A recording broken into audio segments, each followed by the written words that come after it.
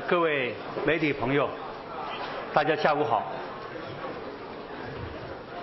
Friends from the press, good afternoon.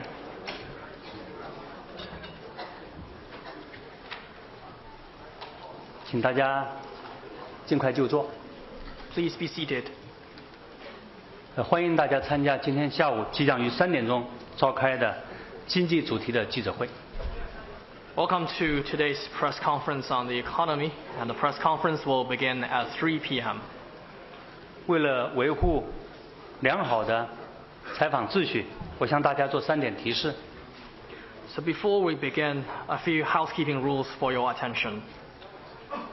一，全场只有记者提问的时候使用交传翻译。First, for this afternoon, only the questions from the floor will be interpreted consecutively.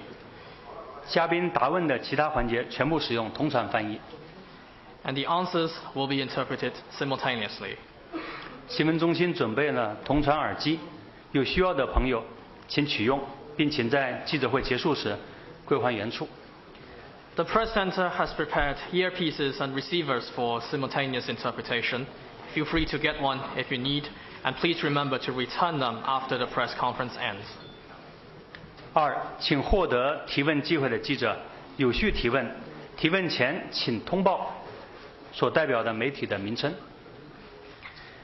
Should you get the opportunity to ask questions, please do it in an orderly manner, and please remember to identify your media affiliation.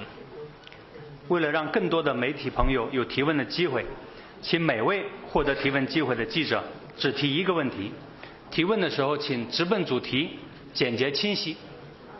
To make sure more reporters can get the chance, please ask only one question, and please be brief and to the point.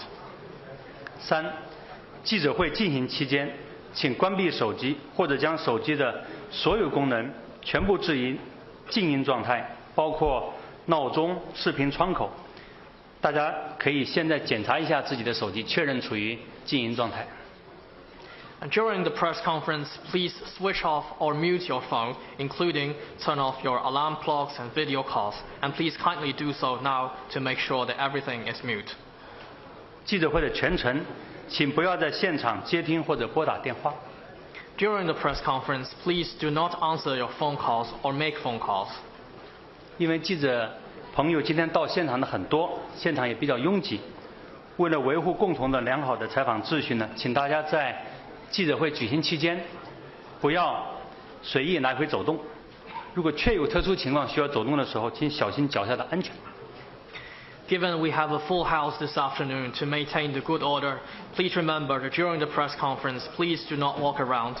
But if you do need to do so, please watch your steps. 携带摄影摄像器材的记者老师们也特别注意，防止器材脱落或者摔落。And for reporters carrying equipment, please do take care of the equipment. 包括在记者会结束的时候，也请大家有序退场，不建议大家冲到主席台周围。谢谢。So including when the press conference ends, please leave the conference room in an orderly way. 今天下午有充分的提问时间。We have enough time for questions. 因为冲的时候很可能会绊倒。And please remember, do not crowd to the stage because you may get tripped. 为了我们共同的良好的，为了每一个媒体朋友的共同的利益。So that is for the interest of all reporters here. 谢谢。Thank you. 祝大家采访顺利。I wish you all the best in your work.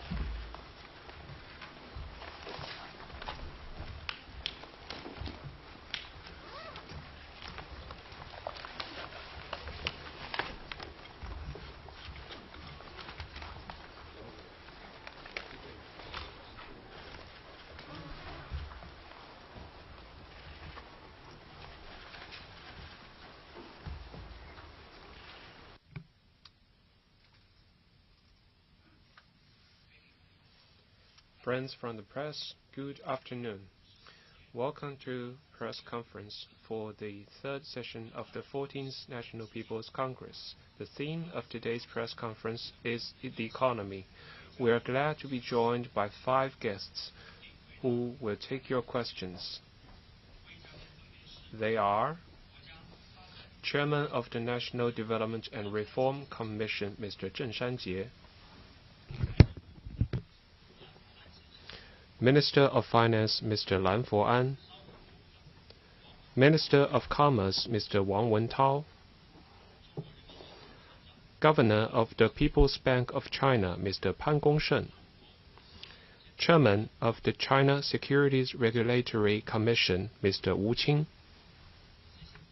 Thank you. 现在请直接开始提问。 The floor is now open.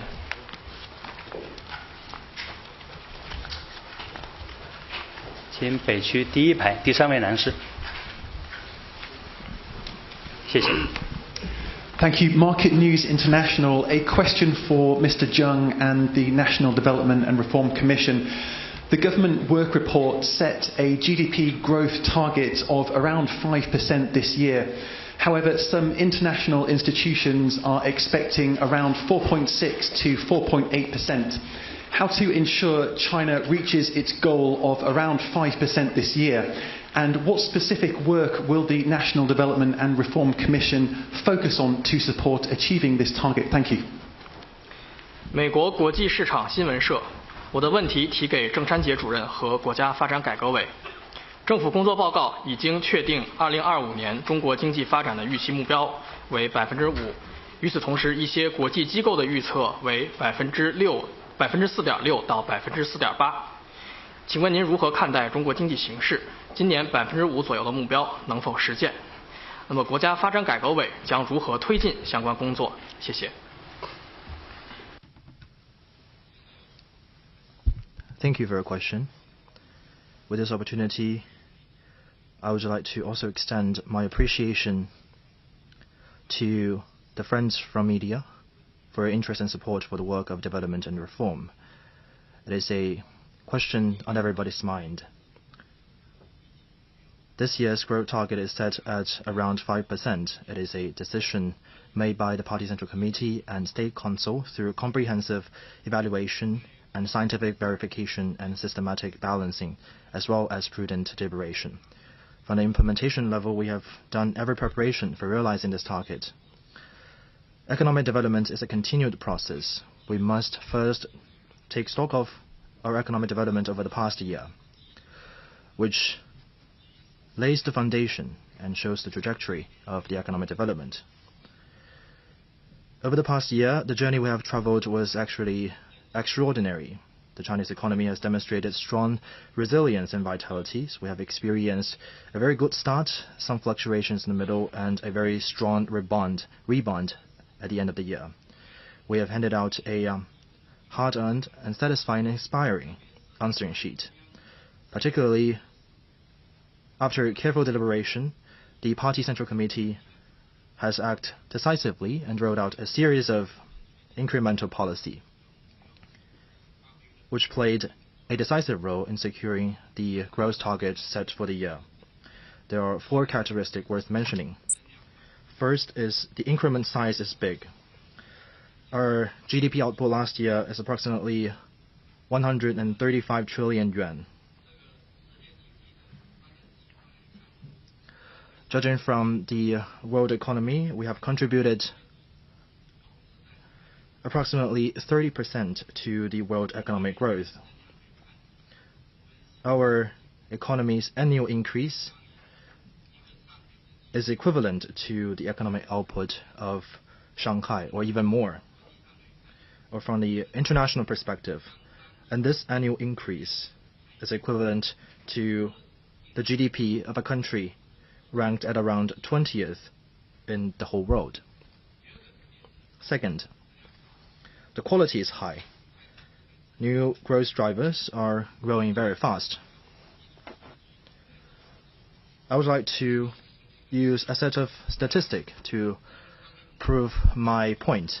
The share of new industries, new forms, and new business models in the total GDP has increased to over 18%. The added value of high technology manufacturing industry has increased by 8.9%, faster than the growth rate of industries above designated cell by 3.1 percentage point. On new energy vehicles, the production of new energy vehicles output over the past year has exceeded 30 million units, accounting for 60% of the global output. The production of integrated circuit is also growing very fast. The exported volume of integrated circuit stood at 1.1 trillion yuan, which is also a historic high. The total R&D expenditure exceeds 3.6 trillion yuan, an increase of 8.3%. The number of patent-owning businesses in China stood at 500,000, increased by 16.1%. These are all excellent data proving China's economies, which also demonstrated the quality of China's economic growth. In the meantime, the transition and upgrading of traditional industries is also accelerating. Something worth mentioning is that the vitality of private economy is also growing. And they have accounted for 64.7% of the total export of this country, which added another 1.4 percentage point compared with the year before. Private investment in manufacturing sector and infrastructure sector increased by 10.8% and 5.8%, which is significantly faster than the average growth in investment. The third characteristic is a solid foundation. Our grain output over the past year exceeds 70 million tons, setting a new historic high. It is fair to say that the rice bowl of the Chinese people is firmly held in our own hands. Our energy supplies are better supported, and important resource reserve systems was improved, and basic public services level was further promoted. And the fourth characteristic is that the momentum is good. Strategic emerging industries, future industries, and many other core technologies has achieved new breakthroughs in areas like integrated circuit, artificial intelligence, aerospace, biomedicines, marine industries, as well as new material industries are all growing very fast, with new growth drivers cultivated in a faster pace.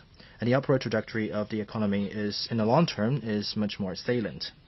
From a holistic approach, this result stands as a testament to the implementation of the decision of the Party Central Committee of ensuring both quantitative and qualitative growth of the economy, as well as coordinating high-quality development with high-level security. This result has laid a very solid foundation for this year's development. Just now, this journalist has asked that some international agencies are making different projections of China's economy. The one you have said is about 4.6 to 4.8%. We've also noticed that uncertainties in the external environment is also building up, and we're also witnessing problems like lack of demands domestically or the operational struggles of some businesses and industries. However, we believe that these problems arise in the course of development, which can all be addressed. From a holistic approach, we have advantage in our system, potential in our market, and vitality in our businesses. And most importantly, we have the courage to face up to these risks and challenges, and confidence to address these issues. It is fair to say that the realization of this year's growth target is well supported. We're full of confidence of achieving that target. Use a catchphrase which is very popular in today's world. It is fair to put that hurdles loom insurmountable, yet each falls resolved. And the journey ahead runs endless but bright as we advance. And of course, arduous efforts are needed. As a comprehensive department focusing on this particular area, we're going to act on the decisions of the Party Central Committee, as well as the specific arrangement of the government work report. And from the implementations perspective, we have listed measures from 10 different perspectives in our report in this year's 2 sessions. And I would like to briefly introduce from the following 4 aspects. First is to combine consumption promotion with well-being promotion and devote greater efforts to boost residents' consumption. For example, the trading policy, which has already been started last year, and our supporting capital for the trading policy has grown from 150 to 300 billion RMB, with the supported scope expanded as well. In addition, in order to adapt to the increasing diversified consumption needs, as well as consumers' scenarios, we are, together with multiple different departments, we are drafting a specialized plan of actions of boosting consumption, which will be issued shortly. Second, we'll combine the implementation or the improvement of shortcomings with boosting of future growth drivers. Public investment. With this year's ultra-long special treasury bond and local government special bond and central budgetary investment, we will have 5 trillion yuan of capital pool to support investment.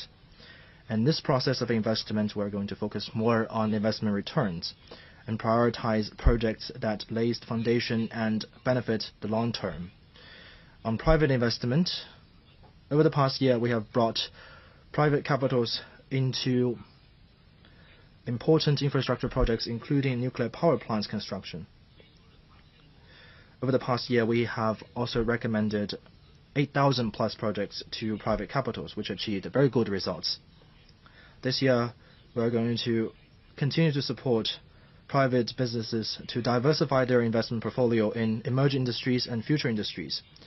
We're also going to roll out a series of important projects in areas like railway, nuclear power plants, hydropower station, and important scientific infrastructure system.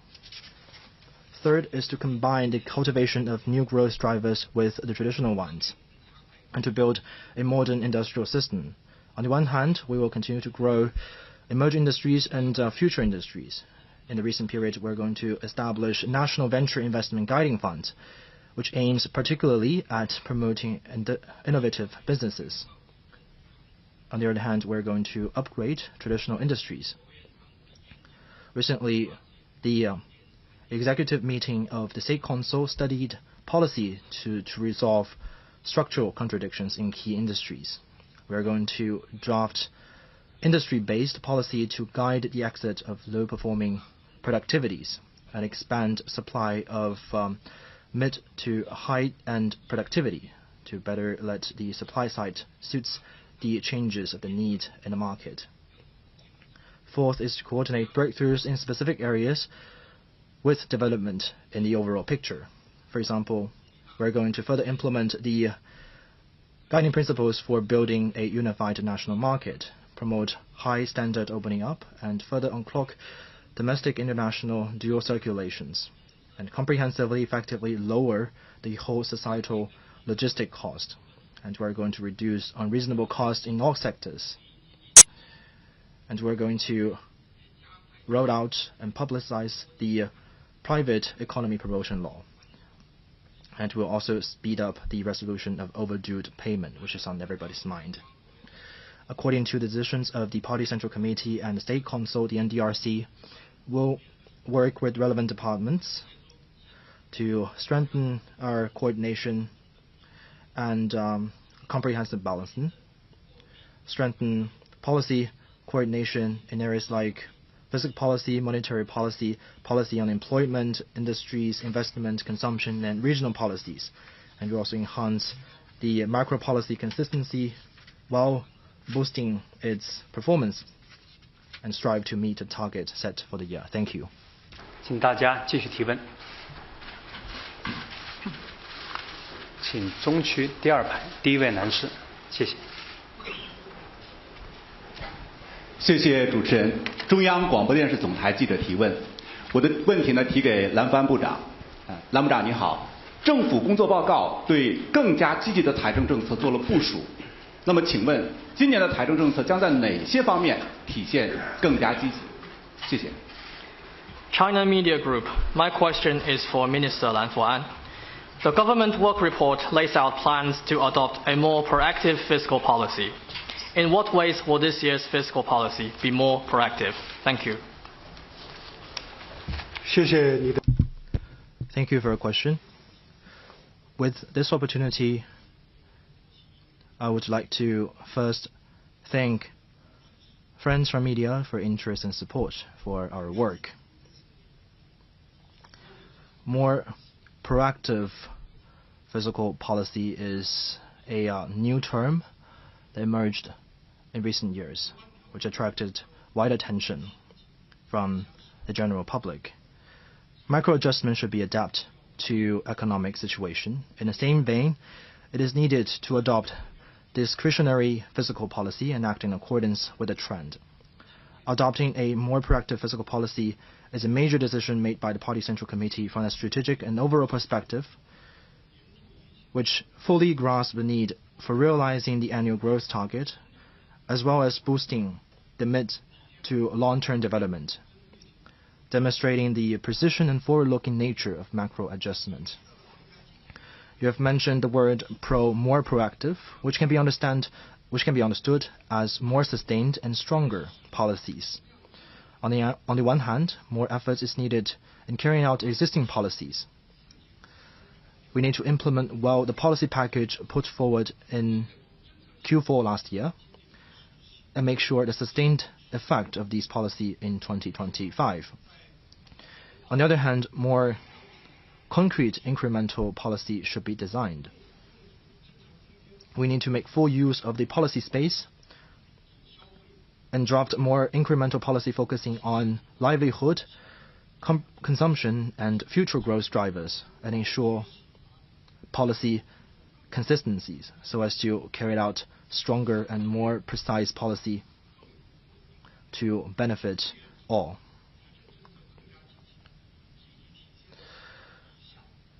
There are 5 dimensions to look at this year's fiscal policies. First, more robust fiscal deficit arrangement. For this year, the deficit to GDP ratio is set at around 4%, which is 5.66 trillion RMB, adding 1.6 trillion RMB on top of last year's budget figure. Both the ratio and the scale of the deficit set a new record high in recent years, showing stronger counter-cyclical adjustment. Second, more robust fiscal spending. This year, general public expenditure in government budget are projected to increase by 4.4% to 29.7 trillion RMB compared with last year. More robust fiscal spending will inject solid impetus into the sustained and sound growth of the economy. Third, larger-scale government bonds. The additional special debt ceiling for local governments amounts to 4.4 trillion RMB. 1.3 trillion RMB of ultra-long special treasury bonds will be issued, giving greater priorities to renewal and trading policy.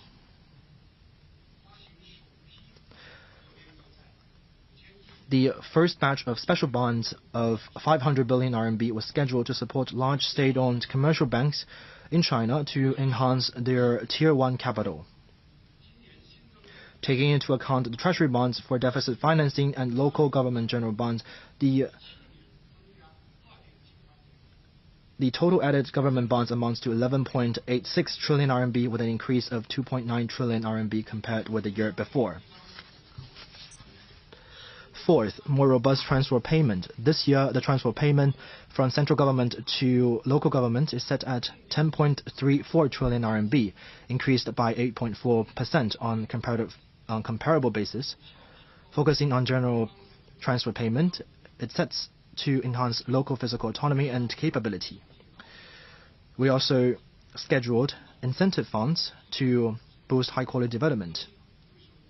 and guide local government to strengthen quality and internal drivers of growth. Fifth, stronger support in key areas.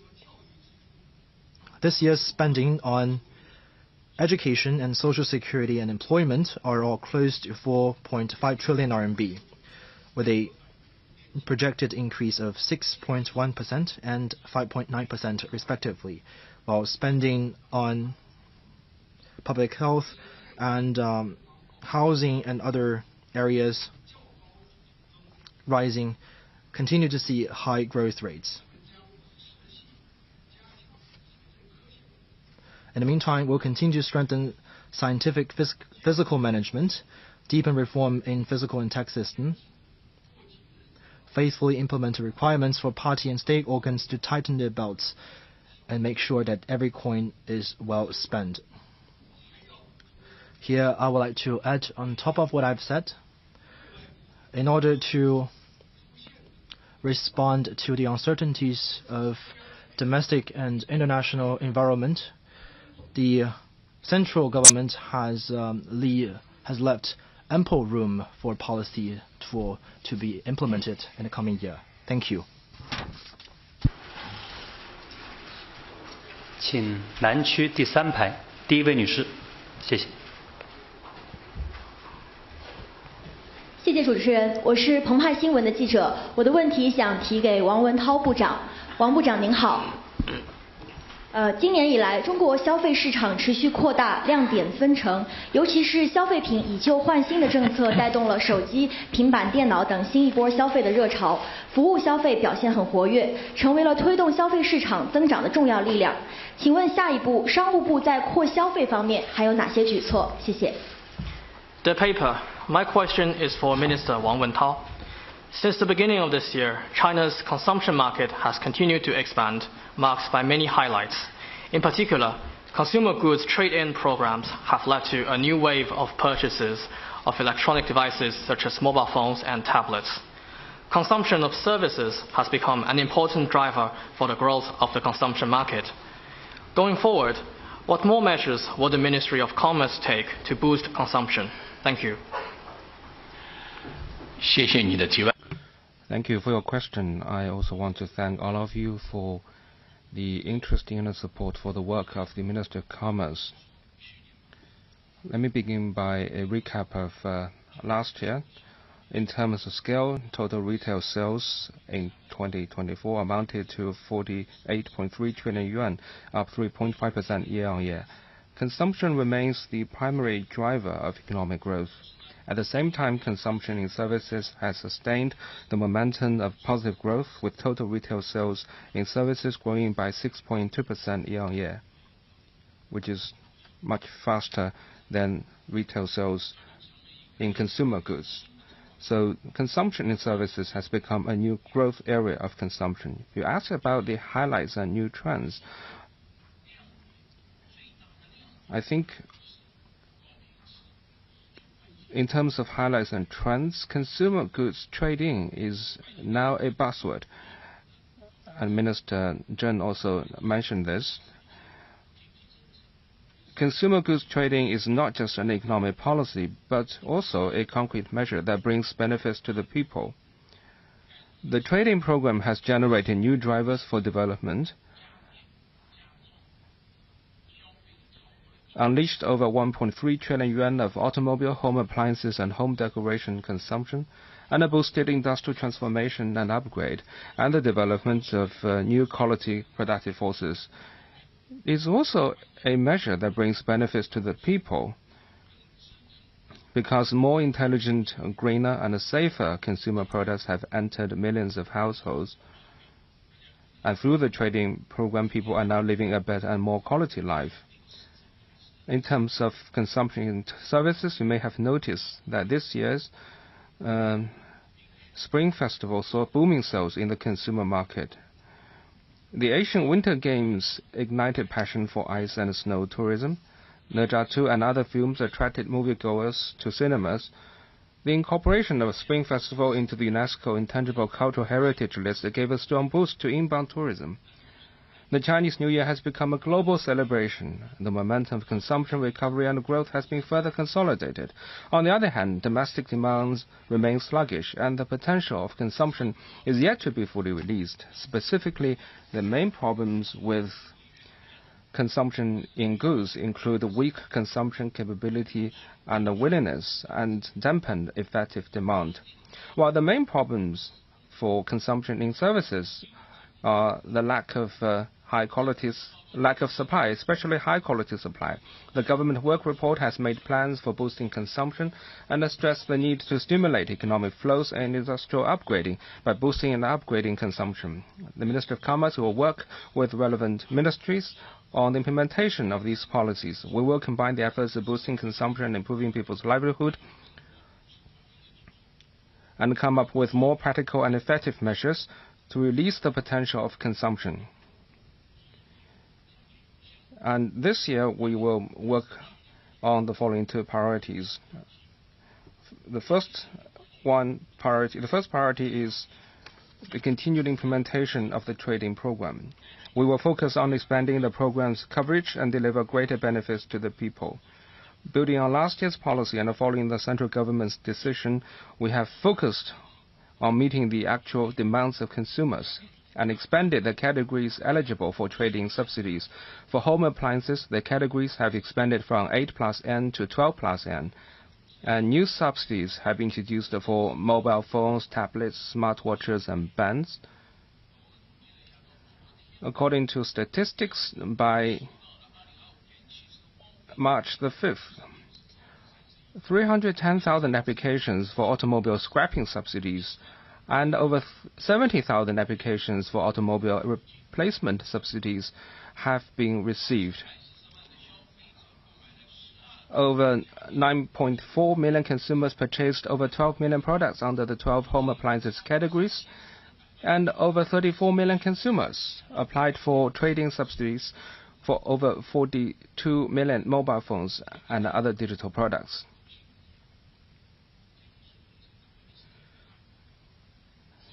So the growth in applications is very rapid, and we've also upgraded our services and improved work efficiency to make the trading more convenient and safer for consumers and truly deliver the benefits of the policy. Another priority is trading services, and the key is opening to the world and revitalizing domestic market. Last year, China's per capita GDP surpassed $13,000. International experience shows that when per capita GDP exceeds $10,000, consumer demand for services will be released at a faster pace. We can see this from our own experience. In the past, people went shopping mainly to buy stuff, but now people have other options. They will choose places with good entertainment options, beautiful sceneries, and nice restaurants, which means they now care more about services. As I said, in consumption in services, the main problem lies in supply. Compared to the rapidly growing and increasingly diverse demands, new business forms and scenes featuring the integration of business, tourism, culture, and sports need to be innovated and improved. Education, medical services, health, and other sectors need to be further opened up. Gaps remain to be filled in the services for the elderly and children. Going forward, following the goal of opening to the world and revitalizing domestic market, the Minister of Commerce will focus on increasing the supply of high-quality services to meet consumer demands in services at all levels. On opening to the world, we will promote pilot programs on widening market access in telecommunications, medical services, education, and other sectors, push for the orderly opening of internet, culture, and other sectors, and promote the comprehensive pilot programs of expanding, opening up in the service sector to spearhead the opening of service sector nationwide, attract more high-quality services, and improve the quality of supply. We will optimize the visa policies of foreigners coming to China, improve the convenience of immigration, accommodation, payment, and other services, and cultivate globally oriented education, medical service, as well as convention and exhibition markets. On revitalizing domestic market, last year the State Council issued the opinions on promoting high-quality development of consumption in services. This is a policy document of overarching importance.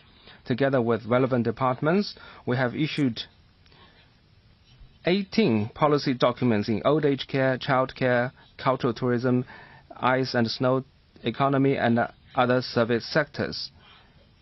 So that's what we call 1+N. For example, the recently launched action plan of Silver Hair Tourist Train is highly popular among elderly tourists and also journalists. It has become a trending topic on social media. Going forward, we'll continue to roll out policies and special measures to support the development of key sectors and the services concerning people's livelihood, and improve and increase the supply of diversified services in health, old age care, child care, domestic work, and other sectors by widening access, relaxing restrictions, and improving regulation. In the meantime, we will carry out the campaigns of service consumption upgrade and organize a series of events that promote service consumption, such as service consumption festivals and the Chinese gourmet festivals.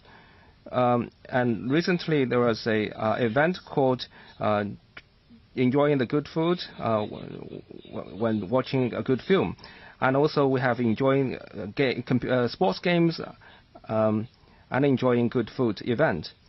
And we will continue to encourage various localities to promote integrated development of various business forms and create new scenes for service consumption in light of their local features and the specific consumer demands. Thank you. 这位女士，谢谢。谢谢主持人。新华社记者提问，这个问题想问潘行长。2024年货币政策成效明显。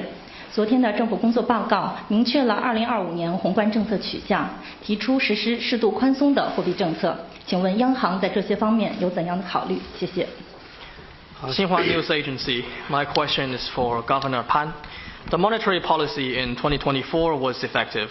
The government work report has made clear the macro policy orientation for 2025, and it is proposed that an appropriately accommodative monetary policy will be applied. So for the PBOC, what are the considerations behind this? Thank you. Thank you for your question. Friends from the press, good afternoon. In 2024, the PBOC conducted multiple relatively big policy adjustments. In particular, in last September, we introduced a package of incremental financial policies which effectively boosted market confidence and contributed to steady growth of the economy. On aggregate policy, the required reserve ratio was cut twice, and we cut policy rate twice and guided LPR downward.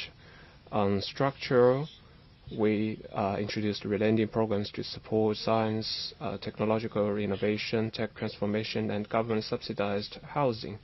And we improved financial policies for property market and reduced mortgage rate and minimum down payment ratios and pushed for lower interest rate of existing mortgage. On exchange rate, we adopted a holistic view and maintained stable expectations and kept RMB exchange rate basically stable under complex situations. On policy transmission, we improved the monetary policy framework and conducted buying and selling of treasury bonds in open market and advanced reform of the accounting method of quarterly value added of the financial sector and stepped up supervision and enforcement of interest rate policies. Generally speaking, the countercyclical adjustments were yielded notable results, and their benefits will continue to be felt.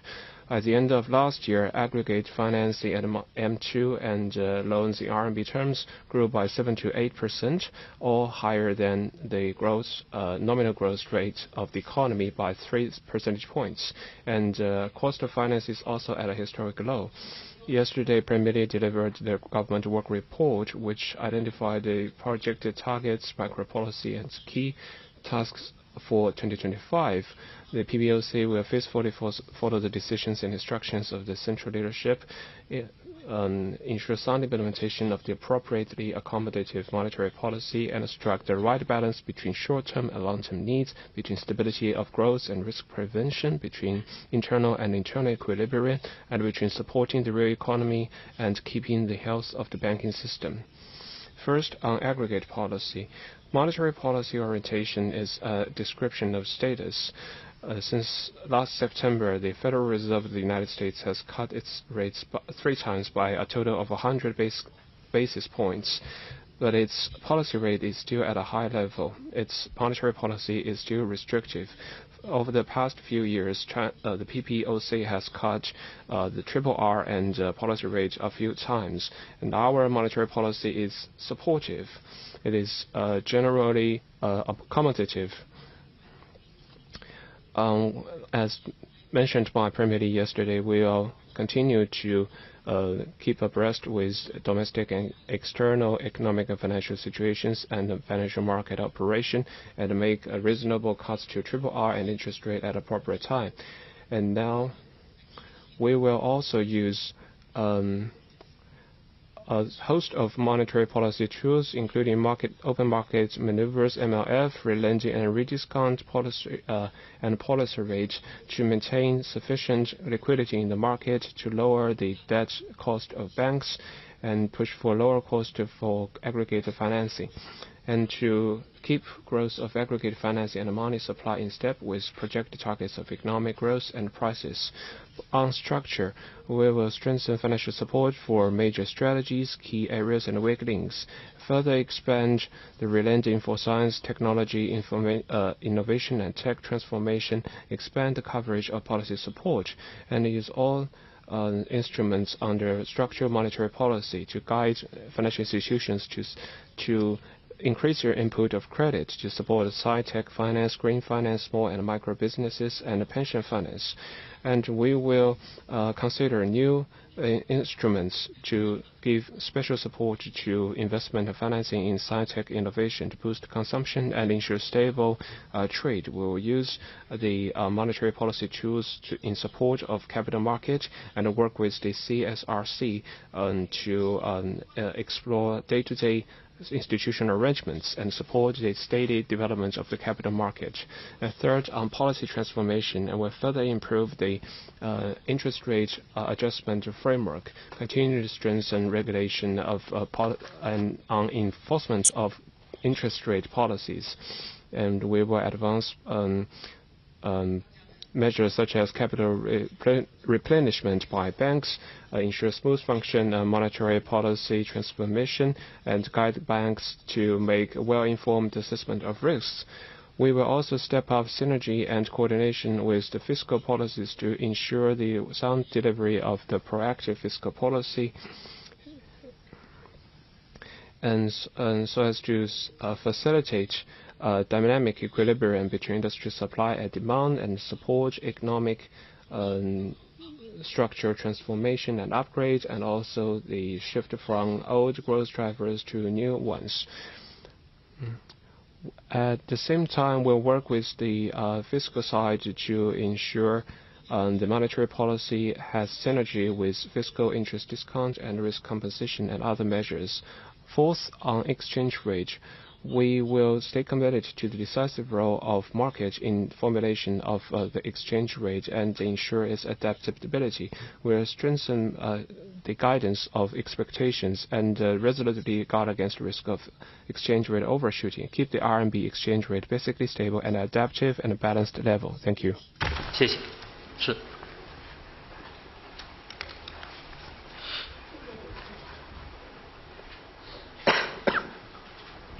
谢谢主持人。上海证券报中国证券网记者提问，我的问题想提给吴清主席。去年4月，国务院发布新国9条，证监会及相关方面配套出台了若干政策文件，请介绍一下相关政策文件的实施情况。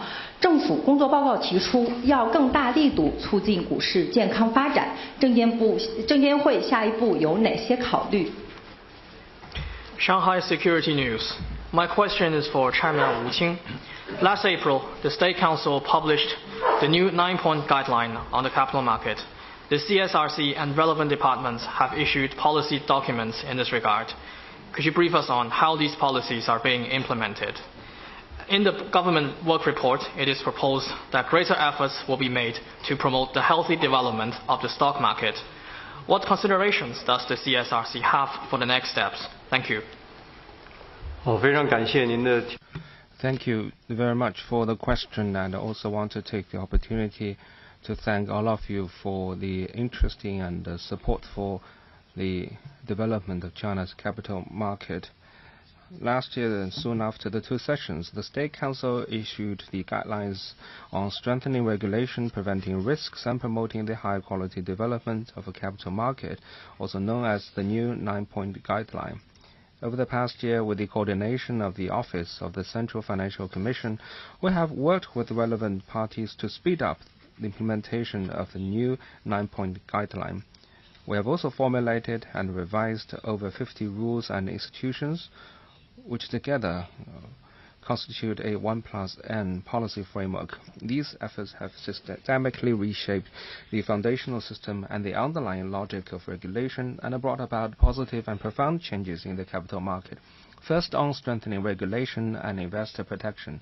Following the principle of strict regulation and management, we have strengthened the regulatory system and improved the regulatory performance across the whole process of IPO, information disclosure, corporate governance, merger and acquisition, reorganization, trading, and delisting.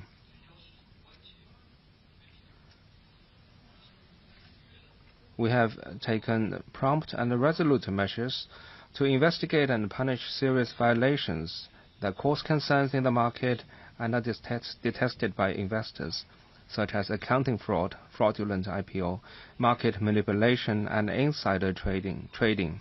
The General Office of the State Council has also promulgated the opinions on the comprehensive punishment and prevention of accounting fraud in the capital market.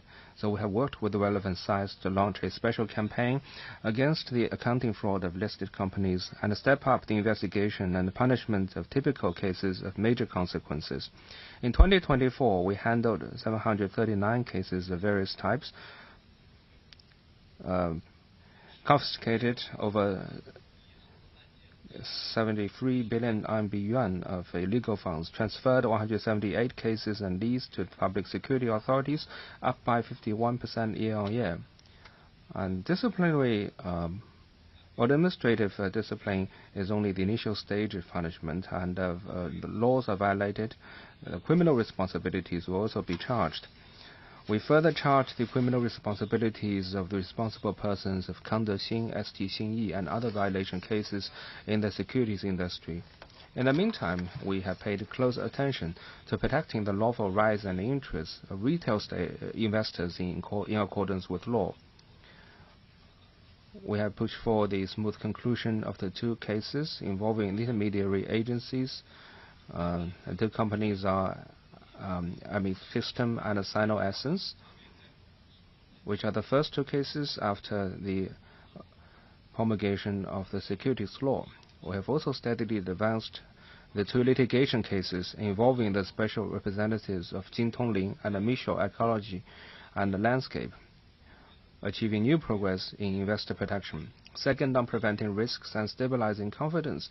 Last year, the market dynamics were quite complex, posing serious challenges to the stability of the stock market. We have worked with relevant sides to improve the mechanism for ensuring market stability and introduced a series of policy steps. We have improved the regulatory system for automated trading, fully suspended securities lending in accordance with law, improved the northbound information disclosure mechanism, seriously punished illegal shareholding reduction practices, including shareholding reduction through divorce, indirect shareholding reduction, and flash cash out. We have also worked to bring more capital into the market. The registration-based issuance of public mutual funds has visibly picked up speed, and the total scale of ETF funds have surpassed 3 trillion yuan. Market value of A shares held by public mutual funds increased from 5.1 trillion yuan in the beginning of 2024 to the current level of 6.2 trillion yuan, up by 21.6%. We have joined the PBOC in launching monetary policy tools in support of the capital market, and worked with relevant sides to issue the guidelines and the subsequent implementation plans for bringing medium and long-term funds into the market. Through the concerted efforts of all sides, the A-share market, the investor expectation and confidence have notably improved. Third, on promoting high-quality development. Since last year, to support sci-tech innovation and the development of new quality productive forces, we have issued the 16 guidelines for supporting S&T enterprises, the 8 guidelines on the Star Board, the 6 guidelines on merger and acquisition, and the opinions on the 5 key areas where the capital market could be leveraged to support high-quality development. In the meantime, we have taken raising the investment values of listed companies as an important anchor of our work, and encourage listed companies to give higher returns to investors, including multiple dividend payout per year and dividend payout before the Spring Festival. Last year, dividend payout of the whole market reached a historic high of 2.4 trillion yuan, up by 14.6%. More than 300 listed companies initiated dividend payout in the 2 months leading to the Spring Festival, with a total amount of over 340 billion yuan, which is another record in history. Last year, listed companies repurchased nearly 150 billion yuan of shares, also a new high. On the whole, the total amount of dividend payout and share repurchase far exceeds that of IPO refinancing and shareholding reduction. The dividend yield of the CSI 300 index has reached 3.4%. An ecosystem with greater balance between investment and financing is quickly taking shape in the market. The Central Economic Work Conference and the recently held meeting of the Political Bureau of the CPC Central Committee both stressed the importance of stabilizing the real estate and the stock markets. And in the government work report delivered by the Premier yesterday, the goal of stabilizing the real estate and stock market have been included in the opening chapter, which is also a new development. We will resolutely implement these decisions and continuously push forward the implementation of the new 9-point guideline and the 1-point policy framework. We will deepen comprehensive reform of investment and financing in the capital market, and on that basis accelerate the new round of reform and opening up in the capital market and strengthen the foundation for the healthy development of the stock market. First, we will strengthen the inclusiveness and the multi-tiered market system. We will deepen reform of the Star Board, the growth enterprise market, and the Beijing Stock Exchange, improve differentiated arrangements involving IPO, information disclosure, and the sector structure, and promote the concentration of market resources in new industries, new business forms, and new technology fields. Second, we will further improve the coordination of investment and financing. We will strengthen the coordinated development and counter-cyclical adjustment mechanisms for the primary and secondary markets. Further improve the governance of listed companies, explore more concrete and effective measures to protect the lawful rights and interests of investors, and promote the effective check and balance between retail investors and the key minority investors, such as major shareholders and actual controllers of listed companies. We will encourage listed companies to enhance their awareness and ability of paying back to investors. We will also remove the bottlenecks and choke points that prevent social security, insurance, wealth management, and other funds and other medium long-term funds from entering the market, and bring more fresh water into the capital pool. Third, we will strengthen the effectiveness of regulatory law enforcement.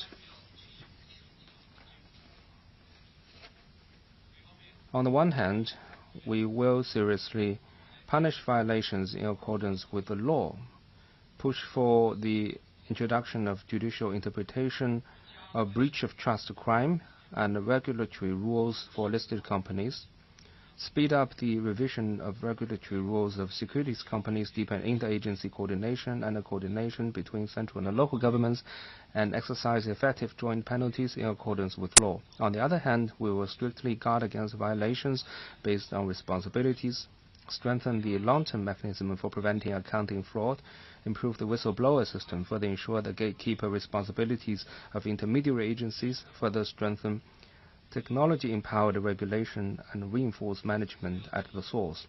Fourth, we will further strengthen the adaptability of the foundational market system. We will respect the laws of the market and respect rules, optimize the mechanisms for market pricing, evaluate and improve the mechanism for transaction settlement, and create a more equitable, efficient, attractive, and predictable institutional environment for all market participants. We will also steadily expand high-standard institutional opening up, improve the record filing system for overseas IPO, and steadily expand cross-border connectivity to better promote reform and development through opening up. Thank you. 请大家继续提问。请南区第2排第3位女士，谢谢。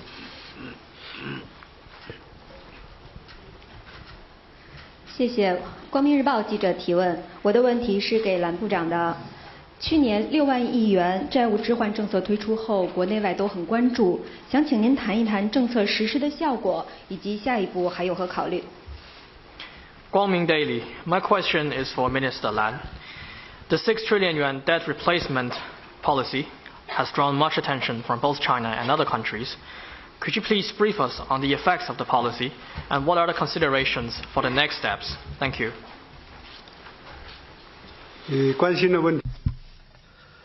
The issue I've raised is also a priority in our work.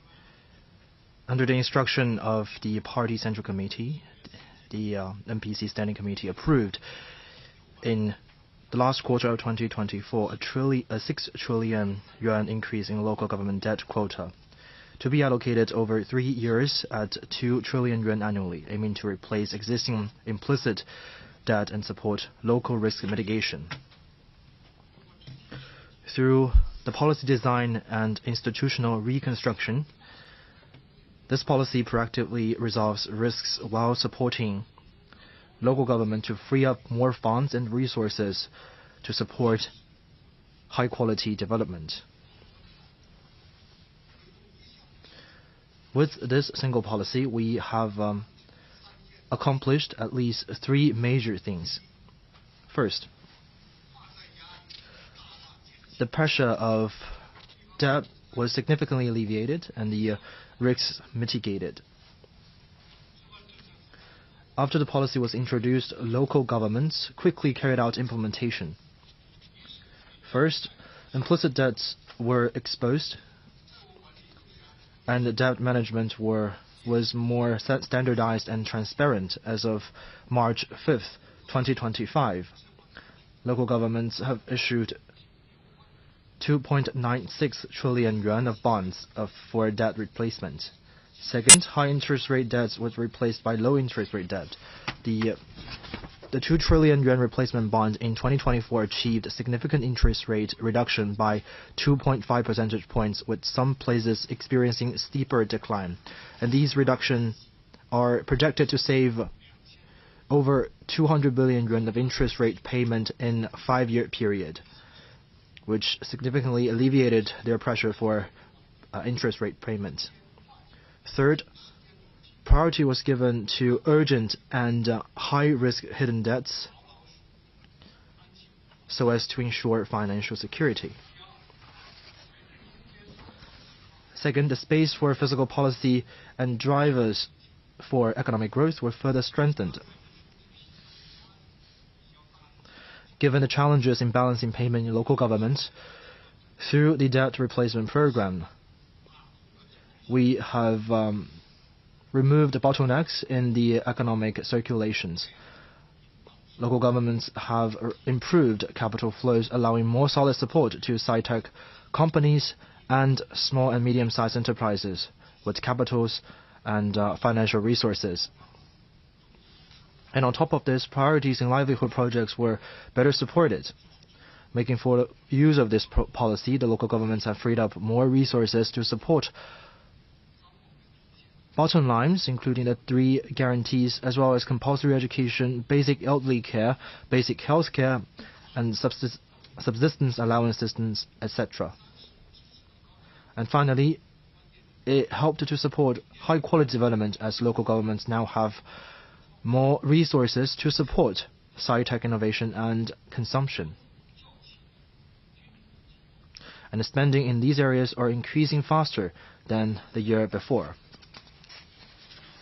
Third, significant progress was made in financing platforms reform, and the optimization of financial environment continued. The debt replacement policy has effectively driven the exit of financing platforms. In the last quarter of last year, after the introduction of the debt replacement policy, 4,680 financing platforms were closed, accounting for more than two-thirds of the whole year. In the meantime, through driving the optimization of financial institutions' asset quality and enhancing their willingness to allocate credits, we can better serve the development of the real economy. Like what you have said, the implementation of as the implementation of the policy continues, it was widely welcomed by local governments and received positive feedbacks from major rating agencies and international organizations, as well as experts and scholars, proving that it is a wide choice from the Party Central Committee. The replacement policy has achieved a very good start, with policy effect being unleashed continuously. In the future, we will continue to focus on the implementation and strive for greater performance of the policy. In the future, our work will focus on the following three aspects. First, accelerate implementation of this policy. We will guide local governments to use the 2 trillion yuan quota of this year as soon as possible to replace hidden debts in a great precise manner, carried out whole process and whole chain supervision of the replacement fund so as to strive for early results of the policy. Second, continue to promote the reform of financing platforms. We will divest local platforms of their government financing functions, implement classified market-oriented transformation based on actual conditions, and strictly prevent SOEs and public institutions from continuing borrowing under new disguises. And thirdly, we will resolutely prevent newly added hidden debts. We will further optimize our monitoring system with a focus on preventing illegal borrowing, uphold the principle of not adding hidden debts, and resolutely resolve existing debts while preventing new ones from arising. Thank you very much. 继续提问，请中区靠后第4排这位多次举手的男士，第2位，对，第4排第2位，好，谢谢。谢谢主持人。人民日报、人民网记者提问，我的问题是提给郑主任。去年以来，心智生产力成为经济工作的高频词。AI 大模型、人形机器人、国产原创药等不断涌现，在国内应用如火如荼，在国际上也引起了很大的轰动。请问，我国心智生产力发展取得了哪些成果？国家在培育心智生产力方面还将有哪些重要举措？谢谢。People's Daily. My question is for Chairman Zhang. Since last year, new quality productive forces has become a keyword in economic work. New breakthroughs such as large AI models, humanoid robots, and homemade innovative drugs have emerged one after another. In addition to being widely applied in China, they have also created a significant impact worldwide. My question is, what has China achieved in developing new quality productive forces, and what more important measures will the government take to foster new quality productive forces? Thank you. Thank you for your question. The information you have shared, or the feeling you have shared, we have the same feeling with you. Over the past year, we have saw many highlights in sci-tech innovation. We got these immersive waves of cutting-edge innovation. These has delivered countless surprises to all of us, which has attracted wide attention from home and abroad. It is fair to say that new quality productive forces are reshaping our work and life. I have 3 deep impressions to share with all of you. First is faster breakthroughs. You have already mentioned that the much popular integrated circuit, both of the production and export, have set a new record high. more and more products are now equipped with Chinese chip. AI large language models have shown heated race with dark horses emerging everywhere. The application of industrial robots has also been promoted. Humanoid robot is also fast approaching commercial application, and a batch of internationally competitive homemade drugs are also emerging. There are more examples to come, and we have more cases ready at hand to share with you. And we have got this feeling that many of the scenarios painted in sci-fi movies of the past are now turning into realities. China is now making proud strides at the very forefront of the sci-tech innovation of the world. This, from different perspectives, some forces in the international community are trying to contain China, but these kind of efforts will only propel China's effort in terms of scientific innovation. Second is on faster industrial upgrading. Last year, the added value of China's high-tech manufacturing and equipment manufacturing accounted for 16.3% and 34.6% respectively. And the export volume of electronics, including cell phones and PCs, personal computers, accounted for approximately 60%. And new energy vehicles industries, after 10 years of investment, have already formed a complete industrial systems. These are all testament to the one fact that our industrial chain is moving towards mid and high end. Third is faster growing drivers. Recently, phenomenal innovative products are emerging continuously. And the result of scientific research are transforming from papers into products, and more enterprises are now spending more on sci-tech innovation, creating stronger internal impetus for innovation.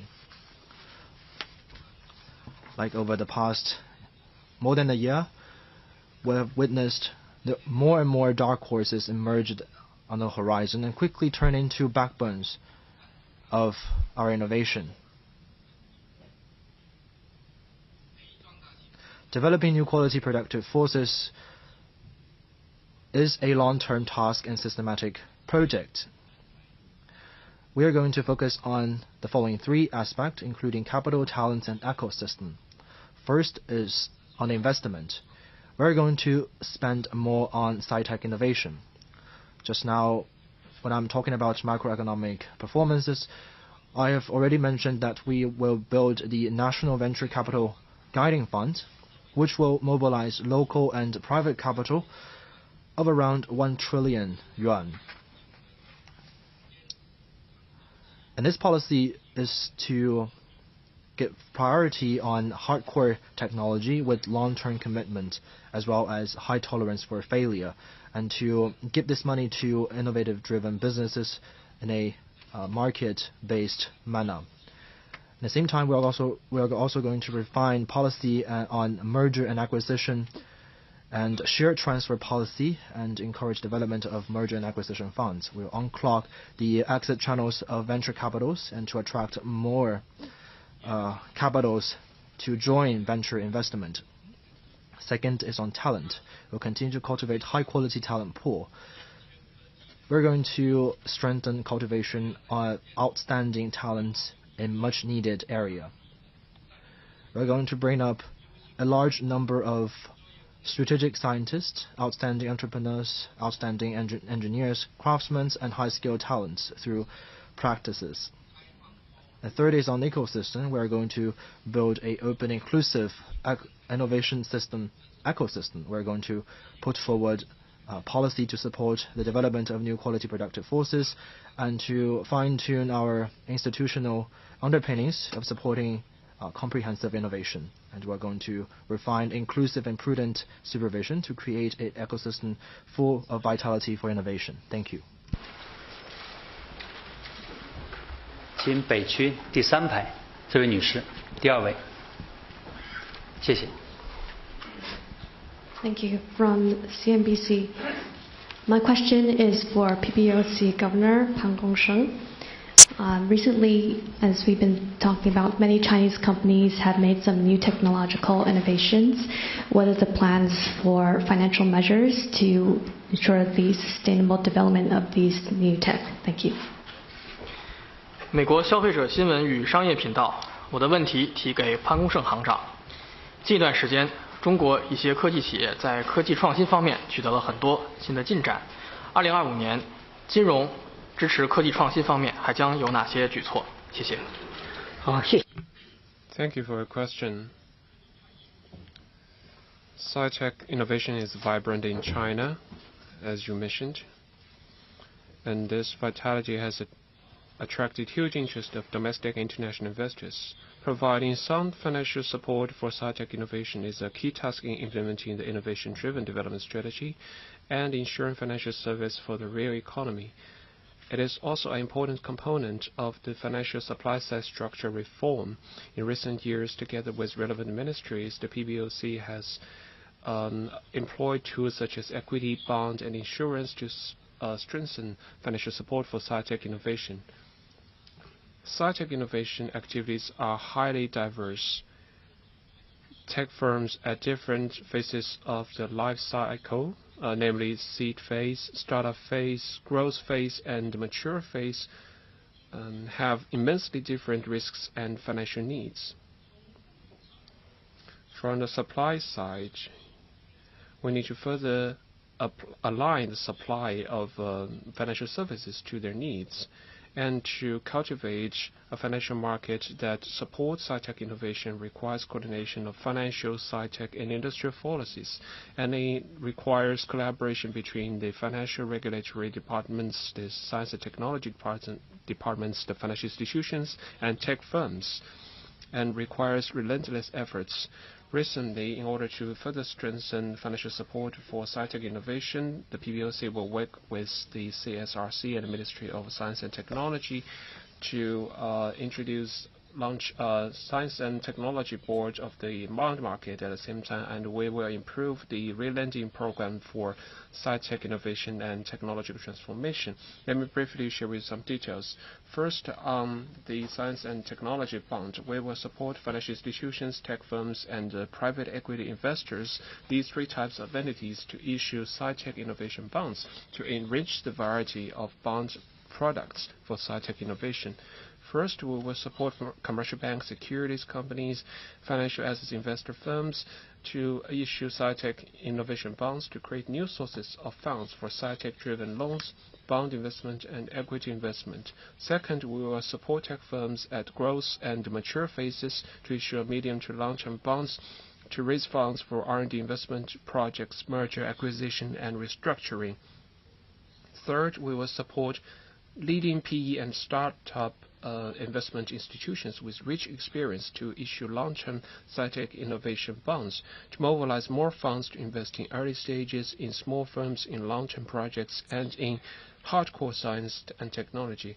At the same time, the Science and Technology Board will take into account the needs of tech firms and features of returns of equity funds to improve institutional arrangements for issuance and transactions, adopt an innovative approach to risk sharing, reduce the cost of bond issuance, and guide the bond funding to support sci-tech innovation in a more efficient, convenient, and low-cost way. Second, on improving the re-lending policy, we intend to further improve the elements of this re-lending program. First, we will further expand the scale of this re-lending program from the current 500 billion yuan to 800 billion to 1 trillion yuan to better meet the financing needs of enterprises. And second, we will reduce the re-lending, the interest rate of re-lending program between PBOC to commercial banks to strengthen policy incentives to banks. We will expand the coverage of this re-lending program. And we will also work with the Finance Ministry to keep the intensity of fiscal interest discount to lower the financing cost for enterprises. We will also improve the policy procedures for relending application so that it can be delivered at a higher efficiency and provide more facility. These specific measures will help stimulate the vitality of sci-tech innovation and market and mobilize more social investment, including private and government funds, to invest in sci-tech innovation. Going forward, we will strengthen communication with relevant ministries to improve the policy systems in support of sci-tech innovation and cultivate a financial market that is supportive of this such innovation, and continuously enhance the capacity, intensity, and quality of financial support for sci-tech innovation. In conclusion, I want to say that we welcome international investors to invest in Chinese tech firms, and we are against politicization of normal market actions, and we are against unjustified barriers. Thank you. 3排第3位女士，谢谢。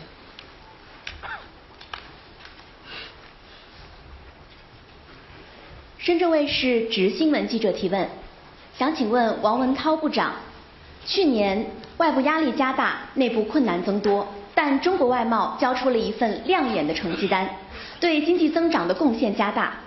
政府工作报告对稳外贸做了部署，请问如何看待今年外贸发展面临的形势？商务部在稳外贸方面有什么考虑和具体的举措？谢谢。Shenzhen TV. My question is for Minister Wang. Last year, despite growing external pressure and internal difficulties, China's foreign trade delivered a remarkable performance and made greater contributions to economic growth. The government work report lays out plans on stabilizing foreign trade. How do you view the development of foreign trade this year? What considerations and specific measures does the Ministry of Commerce have in terms of stabilizing foreign trade? Thank you. 好，谢谢你的提问。Thank you for your question. I will answer your question in 2 aspects. The first, on the aspect of how should we assess the current situation. Under the strong leadership of CPC Central Committee with Comrade Xi Jinping at the core, and through the concerted efforts of all parties, China has delivered strong performance on foreign trade. As noted in the government work report, exports have contributed more to economic growth. What we have achieved has not come by easily. To sum up, we use 3 modes to describe the achievements. First, China's status as a major trading nation is more solid. In 2024, total trading goods increased by 5%, amounting to 43 trillion yuan, and export is expected to account for around 14.7% in the international market, securing China's position as the largest trader in goods for the 8th consecutive year. On trading services, the total volume reached 7.5 trillion yuan, up by 14.4%, which is about 10 percentage points faster than trade in goods. On US dollar term, trade has crossed the $1 trillion mark for the first time. This shows the changing structure of China's foreign trade. Second, more diverse trading partners. China is now a major trading partner for over 140 countries and regions. Among them, the share of Belt and Road participating countries in China's total foreign trade has surpassed 50% for the first time last year. I think that is also a landmark achievement that shows diversification of China's trade strategy. So we are not putting all the eggs in one basket. There will always be a part of the world where we can develop, grow our trade with. And that also demonstrates the strong resilience of China's foreign trade. We have signed 23 FTA agreements with 30 countries and regions, and the share of foreign trade with FTA partners has increased to 34%. Third, more dynamic driving force for development. On trading goods, from small home appliances like coffee machines and vacuum cleaners to big mechanical products like EVs and industrial robots, Chinese products are now featuring more high-tech elements and are gaining wide recognition in the world. Cross-border e-commerce has been growing at double digits for several years in a row, providing more product choices and a convenient shopping experience for global consumers. On trading services, As my colleague said, China's technological advances, including AI, quantum technology, and cloud computing, are creating new paradigms for service trade.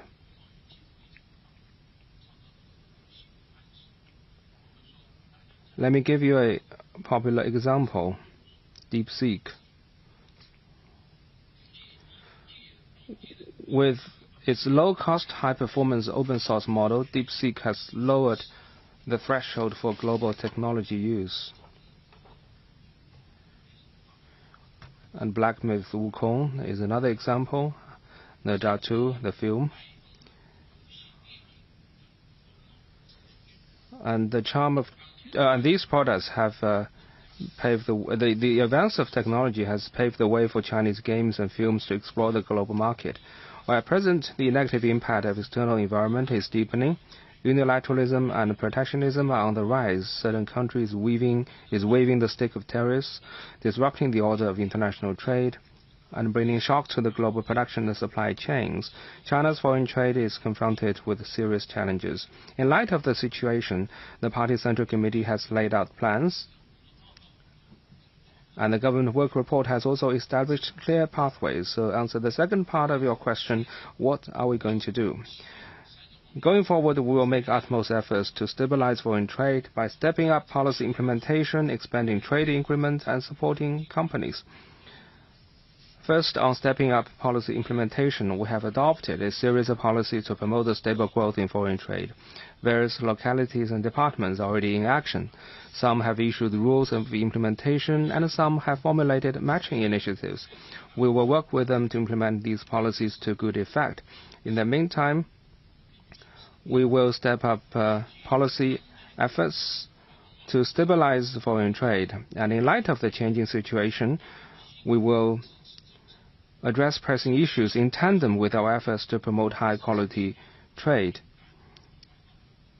And we will expeditiously to explore and reserve new supportive policies, which will be rolled out when necessary to support companies in securing orders and exploring markets.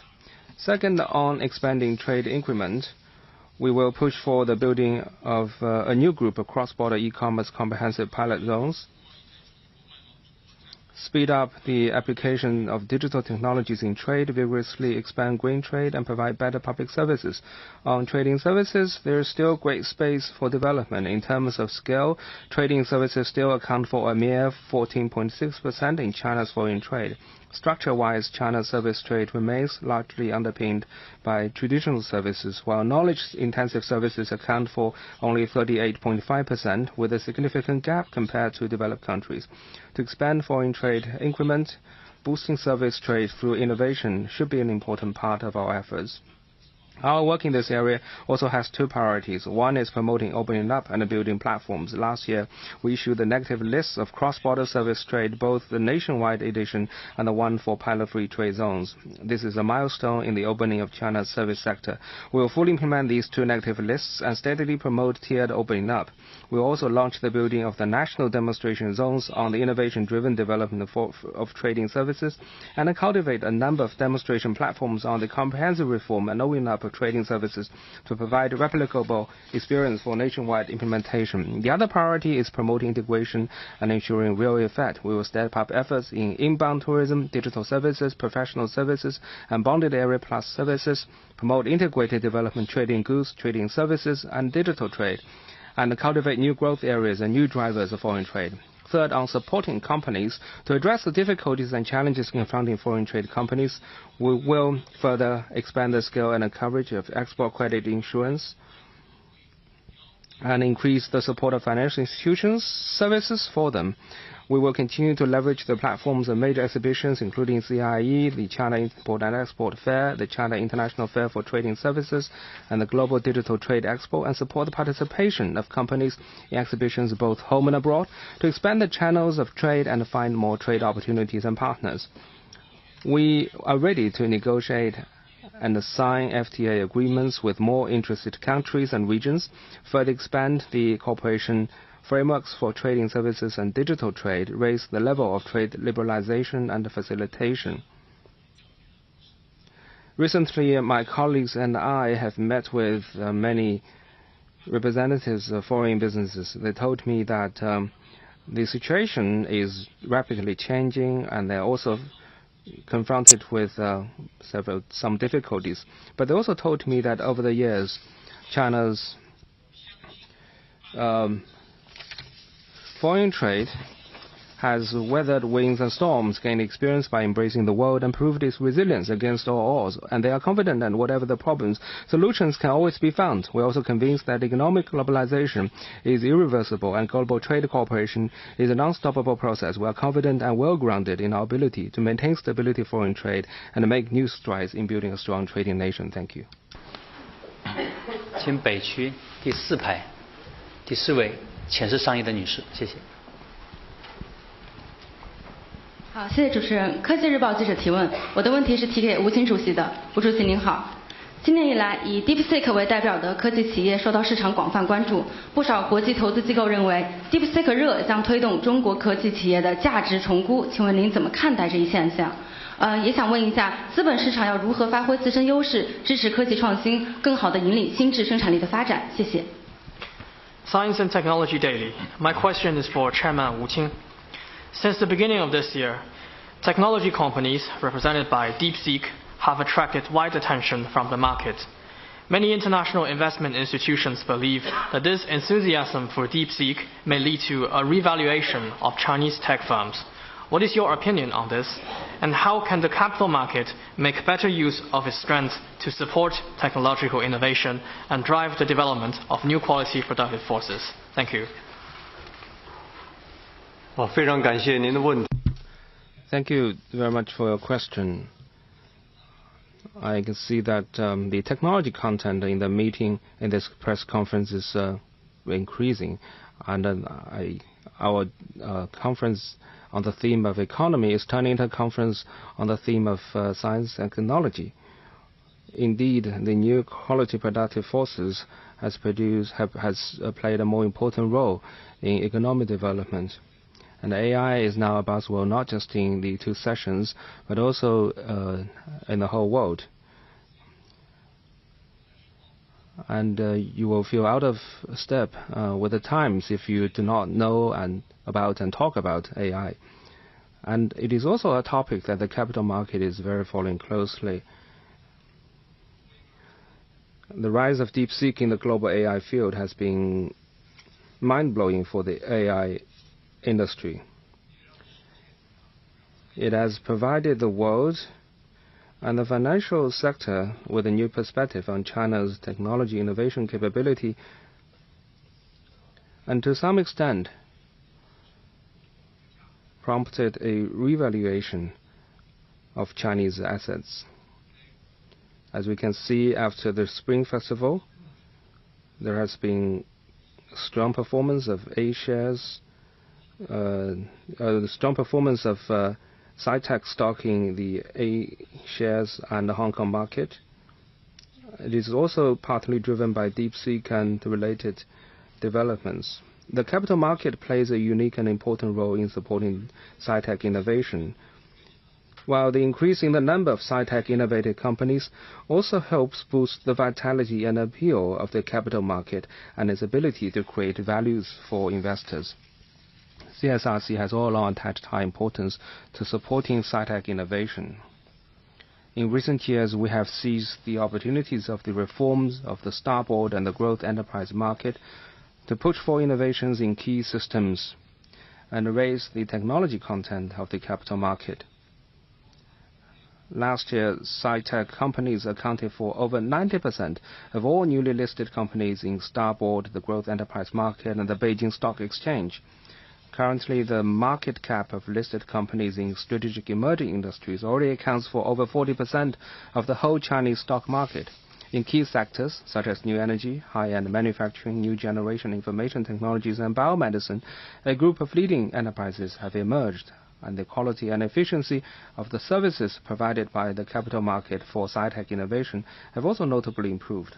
At the recent seminar with private enterprises, General Secretary Xi Jinping stressed the importance of promoting indigenous innovation and shifting the growth model. The government work report also made plans for promoting integrated development of technological and industrial innovations. We will faithfully implement these decisions, make a good and full use of existing mechanisms, actively study and improve the mechanisms, institutions, as well as product and service systems in support of new quality productive forces, and contribute to the advance of Chinese modernization with better services. Just now, all my colleagues talk about the importance of sci-tech innovation in advancing Chinese modernization. So as far as the capital market is concerned, first we will act expeditiously to strengthen the mechanisms that are specially launched for supporting sci-tech companies. We will ensure both efficient market and well-functioning government, focus on supporting sectors with vibrant sci-tech activities and key elements of new quality productive forces, make good use of green IPO channel, IPO for unprofitable companies and other systems, prudently implement the 5th edition of the IPO standards for the Star Board, and provide more tailored support for the IPO of high-quality sci-tech companies. We'll also speed up efforts to improve the supporting mechanisms for the 6 guidelines on merger and acquisition, remove the bottlenecks in valuation and pricing, review and approval process and payment instruments, vigorously promote corporate merger and acquisition to improve resource allocation and support the development of companies, and enable the successful conclusion of typical and demonstrative merger and acquisition cases of sci-tech innovative companies. Second, we will vigorously cultivate long-term capital and patient capital. And as Chairman Zheng said, the central government is introducing some substantial policy initiatives to support the relevant efforts. Globally, the rise of many pioneering sci-tech companies is attributed to the founding of long-term and patient capital. Only by enduring the solitude of a decade-long grind can one achieve the brilliance of a stunning breakthrough.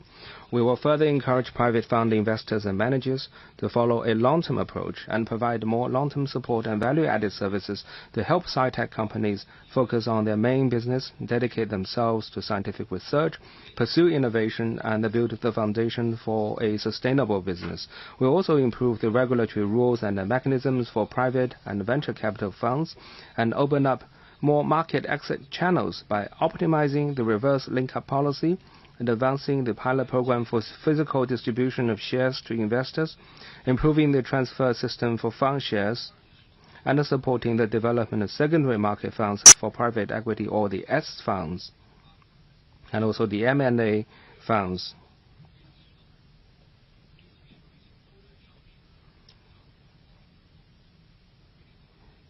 We will continue to follow an inclusive approach with regard to IPO, but IPO is not the only pathway for market entry and exit.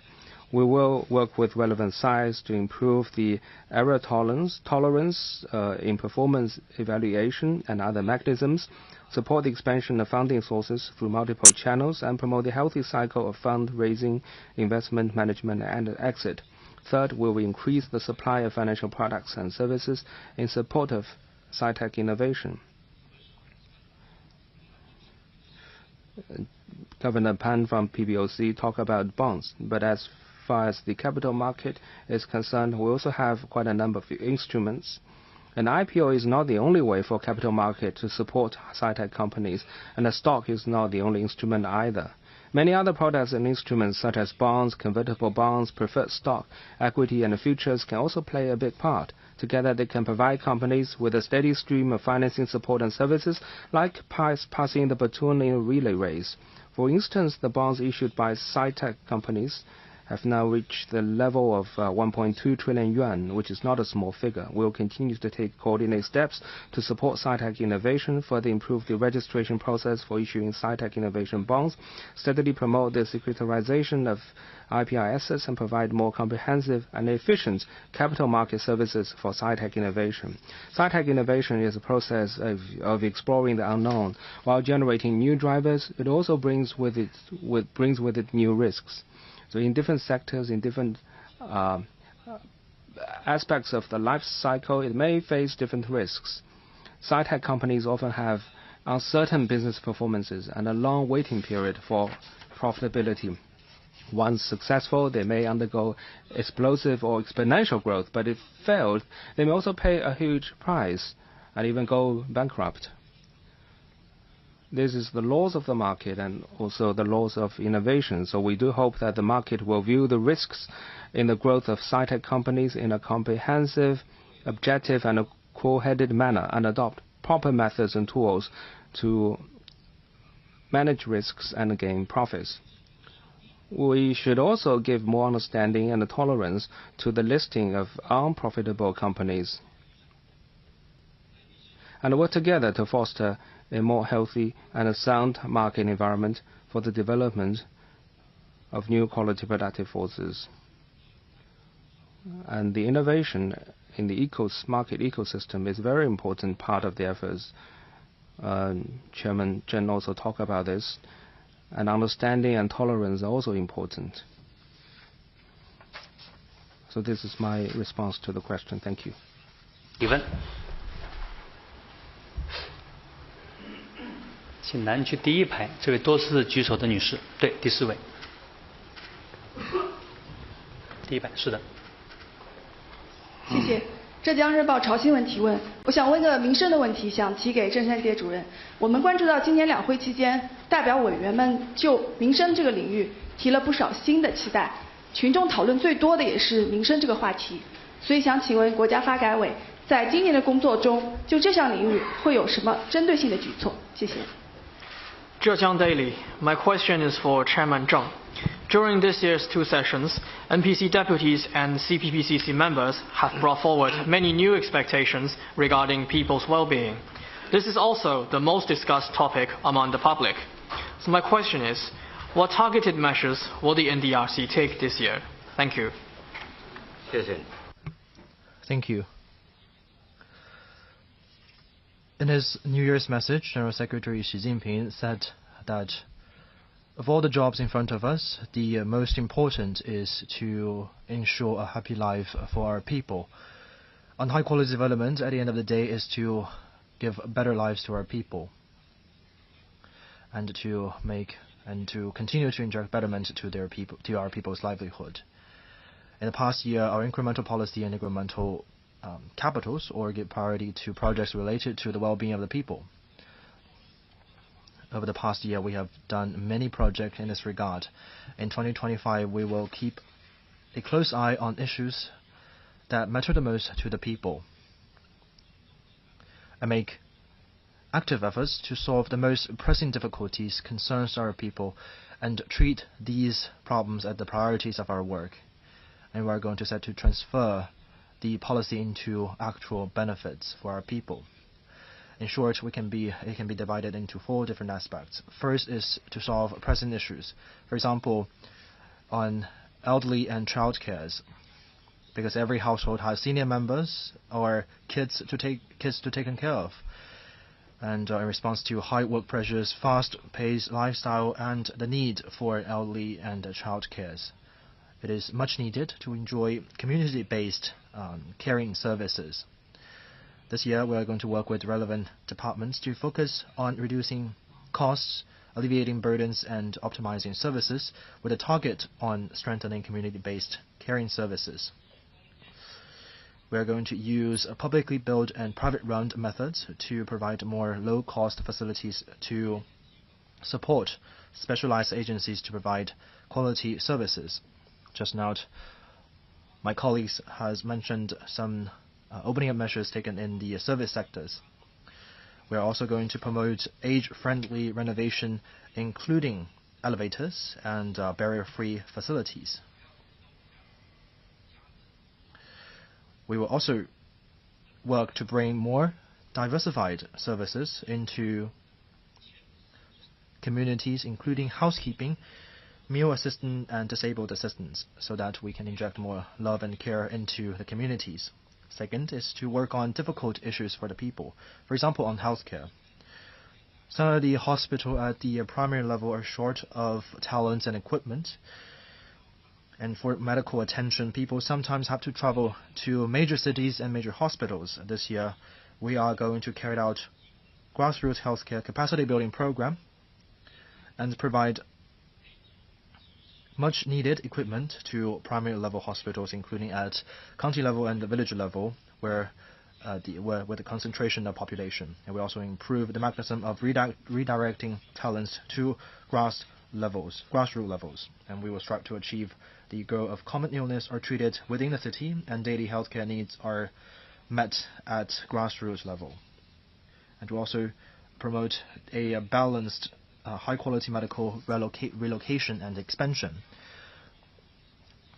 In recent years, we are promoting the implementation of the project on national regional healthcare centers. We will work to complete at an early date the already planned 125 regional medical centers.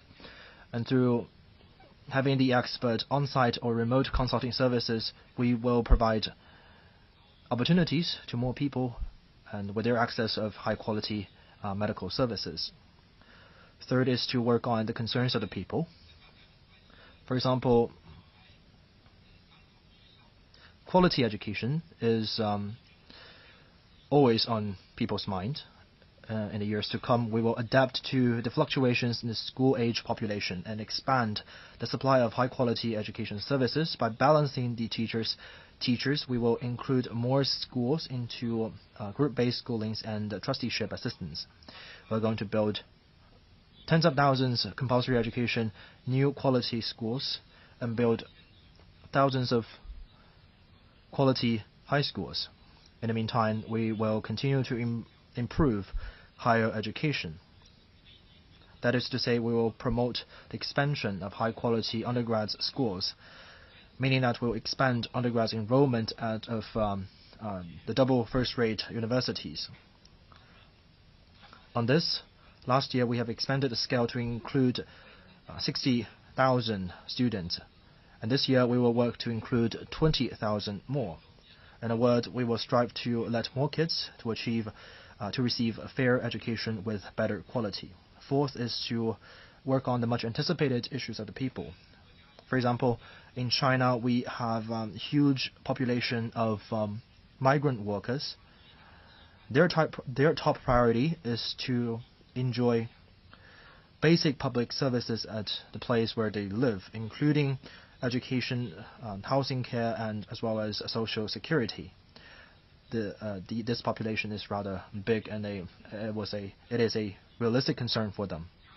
This year, we are going to coordinate all channels of our resources, give more support to the regions with more labor inflow, and will draft city-based implementation plans and strive to transform these migrant workers into new citizens of the urban population and enjoy equal basic public services like registered populations. In a word, the concerns list of the people are the to-do list of my department. We will check all the boxes one by one and case by case. Thank you. 大家继续提问，请中区靠后第4排第1位女士。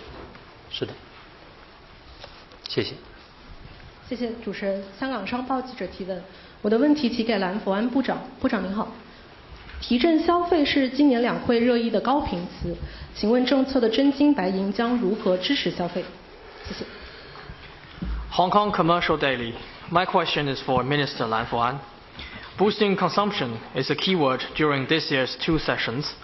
So what kind of specific policies will be adopted to support consumption? Thank you. 谢谢你的提问。Thank you for your question. In 2024, the central government has arranged 150 billion yuan ultra-long special treasury bond to support consumer product trading, which drove related products sales to exceed 1.3 trillion yuan, including home appliance and cars, which was widely recognized. And this has already been touched upon by my colleagues earlier. This year, the Party Central Committee has proposed to vigorously to boost consumption It is a decision that will be faithfully implemented by physical departments. We will coordinate existing policy with incremental policy, the optimization of supply with the expansion of demand, and the revitalization of consumption with livelihood improvement, stimulus to current consumption with strengthening future drivers of growth. And there will be a stronger and more targeted policy to be drafted to support consumption. And the policy will focus on the following areas. First, we will set to promote direct subsidies to consumers, expand and intensify the implementation of consumer good trading program to unleash consumer demand. This year we have arranged 300 billion yuan of ultra-long special treasury bond, doubling the figure of last year. We have also included products like phones and tablets, which directly reduce their cost for consumers. And before the Spring Festival of this year, the early allocation of 81 billion yuan in subsidy funds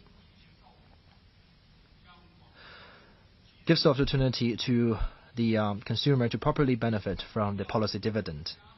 Second, we also have to increase investment in livelihood-related sectors to stabilize household income, strengthen social security, and boost consumer confidence.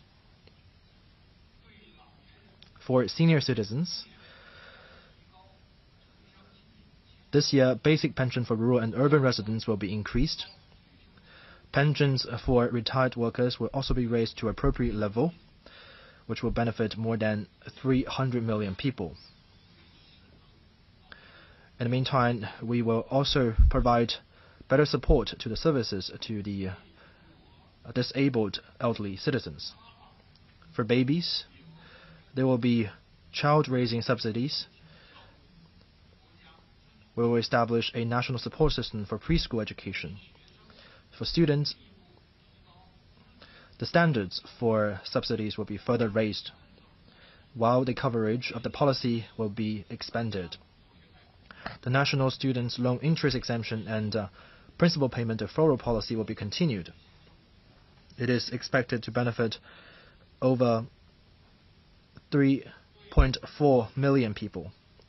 For rural and urban residents, their basic medical insurance subsidies has been increased by 30 yuan, reaching 700 yuan per person annually.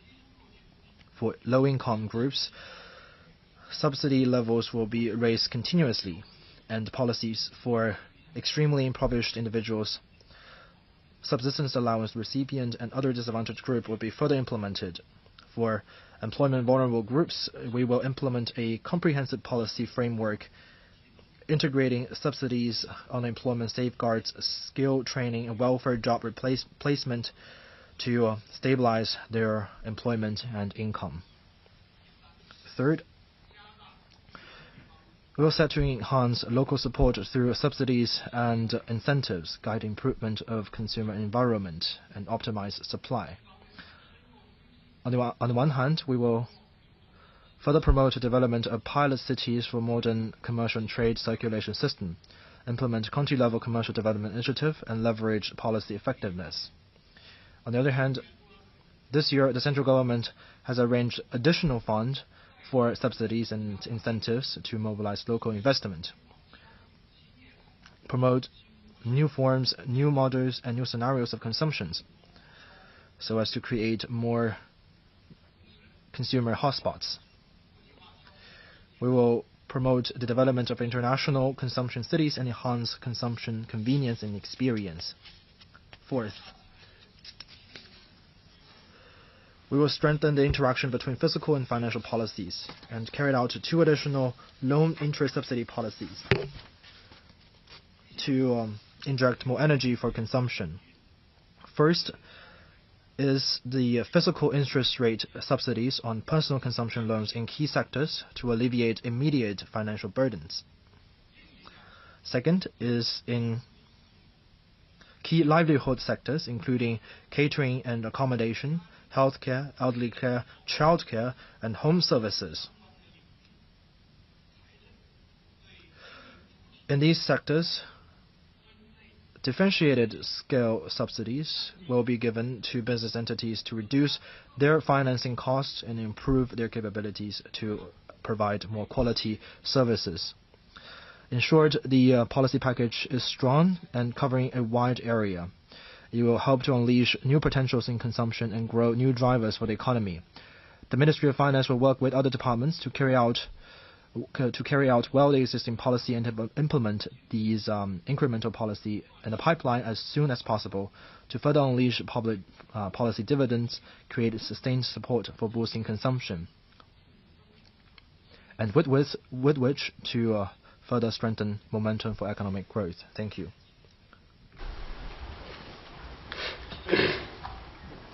请北区第2排第3位男士，谢谢。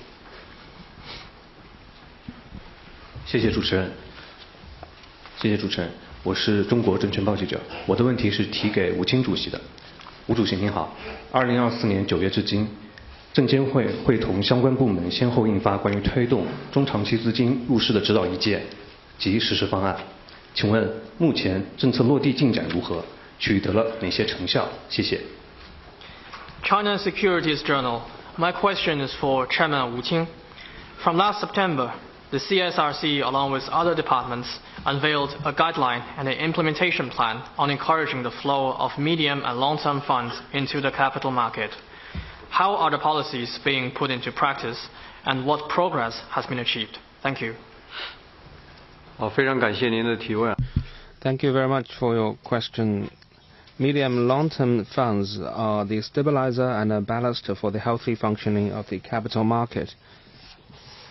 Last September and in January this year, we worked with relevant sides to issue the guidelines implementation plan for attracting medium and long-term funds to the market and proposed a series of specific, practical and well-targeted measures to create a more favorable institutional environment for promoting long-term investment with long-term capital. The government work report delivered yesterday once again stressed the importance of promoting the flow of medium and long-term capital into the market.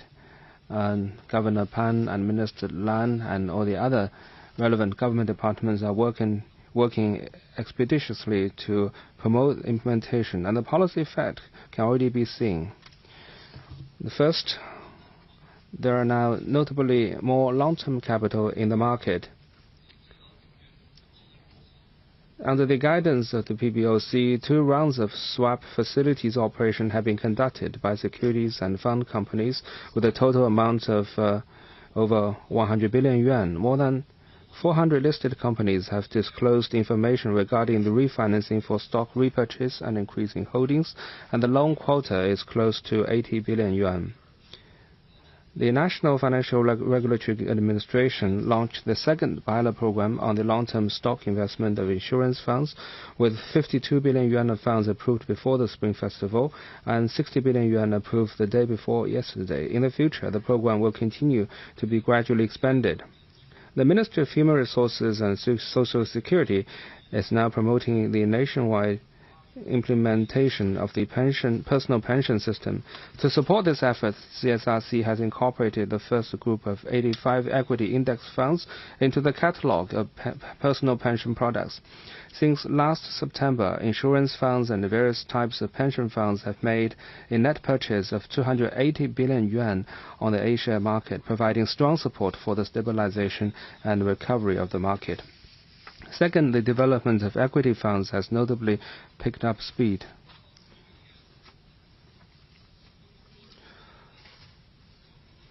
Stock ETF products can now be registered within 5 working days. Since last year, new offerings like the CSI A500 Index Fund and the Star Composite Index product have gained wide recognition in the market. Starting from last September, a total of 449 equity funds have been registered, accounting for 70% of all registered products during the statistical period. The total scale of equity funds has increased from 6.3 trillion yuan to 7.7 trillion yuan. with its share in all public mutual funds rising from 20% to 24%, while quickly expanding in scale. The returns of public mutual funds are also steadily improving. To better protect the rights and interests of investors, we are also actively promoting the reform on the service fees of public mutual funds and reducing the comprehensive service fees in phases. This is expected to save more than 50 billion yuan for investors each year. And also through such reform, the interests of fund companies and those of investors are more closely aligned. Third, the system of long-cycle performance evaluation has been further improved. The Ministry of Finance, Ministry of Human Resources and Social Security and other departments are pushing for the formulation and the revision of the policy document on the long-cycle performance evaluation of long-term capital. And as far as we know, the policy document will be released very soon. And with the release of the new document, it will pave the way for the establishment of long-cycle performance systems, minimum 5 years for Social Security funds and a minimum 3 years for annuity funds and insurance funds. In the reform plan for public mutual funds that will soon be released by CSRC, performance evaluation with a minimum of 3 years for public mutual funds will also take up a greater proportion. This will help guide the industry to pay more attention to rational, long-term and value-based investment and a better practice the investor-centered business principle. Through the concerted efforts of all sides, the implementation of the guidelines and implementation plan is now off to a good start, and more medium long-term funds are entering the market. Since last September, the market cap of A shares held by various types of medium and long-term funds has increased from 14.5 trillion yuan to 17.5 trillion yuan, 17.8 trillion yuan, up by 22%. Going forward, we will follow the instructions and guidance of the Office of the Central Financial Commission to further promote the sound implementation of various policy initiatives and endeavor to help medium and long-term funds preserve and grow their value and ensure the healthy development of the capital market. Thank you. 提问，下一个问题，请中区第二排，这位女士，第二位女士，谢谢。谢谢主持人。亚洲新闻台向王文涛先生提问。The international community has watched the U.S. and China engage in what seems to be a renewed trade war. Now, just this week, China has announced countermeasures following the U.S. further hiking tariffs on Chinese goods. Is there concern from China that this could be a prolonged, bruising trade war? And what is China's long-term response and strategy in dealing with the U.S. moving forward? 新加坡亚洲新闻台，我的问题提给王文涛部长。国际社会高度关注美中经贸关系，两国似乎已进入新一轮贸易战。就在本周，针对美国再次对中国商品加征关税，中方已宣布采取反制措施。请问中方是否担心这将导致贸易战演荡升级？从长期看，中方接下来将采取怎样的策略同美方打交道？谢谢。谢谢你。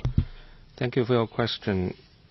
Well, this is a question that has attracted a lot of attention in the international community and in the press. Yesterday, I was stopped by a journalist asking for my opinion on this question, and I told him that we are going to have a press conference today, and I hope that journalist is also present here today. Oh, I see you.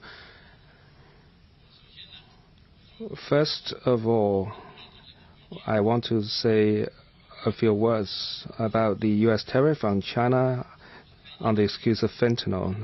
On the issue of fentanyl, the relevant Chinese department has already issued a white paper explaining in detail the facts and the position and the policies and the measures taken by China, and stated China's clear position. Here I want to stress that on the fentanyl issue, the U.S. side must respect facts and take positive actions on its own, instead of simply shifting blames onto China, because that cannot solve the U.S. own problem. Even worse, levying tariffs on China on this excuse, with this as an excuse, is confounding right and wrong and turning black into white. As we can see, after its inauguration, the new U.S. administration has released the American First Trade and Investment Policy Memorandum, reinstated the Section 232 tariffs on steel and aluminum against its global trading partners, and announced the decision to levy reciprocal tariff. It also proposed Section 301 actions, including imposing fees on China's shipbuilding and other industries. These practices of extortion with the threat of tariff are typical practices of unilateralism and bullying. They seriously violate WTO rules, disrupt undermine normal economic and trade cooperation between China and the United States, disrupt the stability in global industrial supply chains, and impede the development of the world economy. Ultimately, they will also hurt the interests of American people and American companies. These are classic cases of hurting others without benefiting oneself. As we can see, after the U.S. side announced the tariffs, the three major indexes in the American stock market fell on the news. I want to stress that trade war has no winner and protectionism leads nowhere. The unilateral policies and bullying practices of the U.S. side are against the trend of the times. They have caused wide concerns and opposition of the international community. Traditional Chinese wisdom observes that he who respects others will be respected in return. He who disrespects others should be treated with the same way he treats others. Coercion and extortion will not work on China, and they cannot intimidate China either. China is firm in its resolve to safeguarding its own interests. As for the unilateral tariffs imposed by the U.S. side, we have already taken necessary response measures in accordance with basic principles governing international law and the relevant laws and regulations. If the U.S. side goes further down this wrong path, we will continue to respond in kind. China always believes that China-U.S. economic ties are essentially mutually beneficial. There's no such thing as one side always suffers losses and the other side always gains benefits. Facts and statistics can fully prove that building walls with tariff cannot change the laws of the market or stop the progress of cooperation. In 2024, China-U.S. trade amounted to $688.2 billion, up 18% from 2017. According to the China Business Climate Survey Report 2025 released by AmCham China, 46% of the respondent companies plan to increase investment in 2025. And 46% of them saying that they are expected to gain profits and even by a large margin.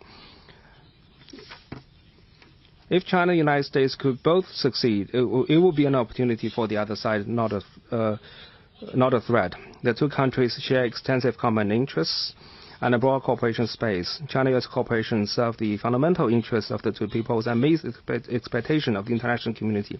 As two major countries with different national realities, it is normal for us to have differences in economy and trade. If the U.S. side truly wants to solve the problems, it should act like a big country and follow the right path, the right way to get along.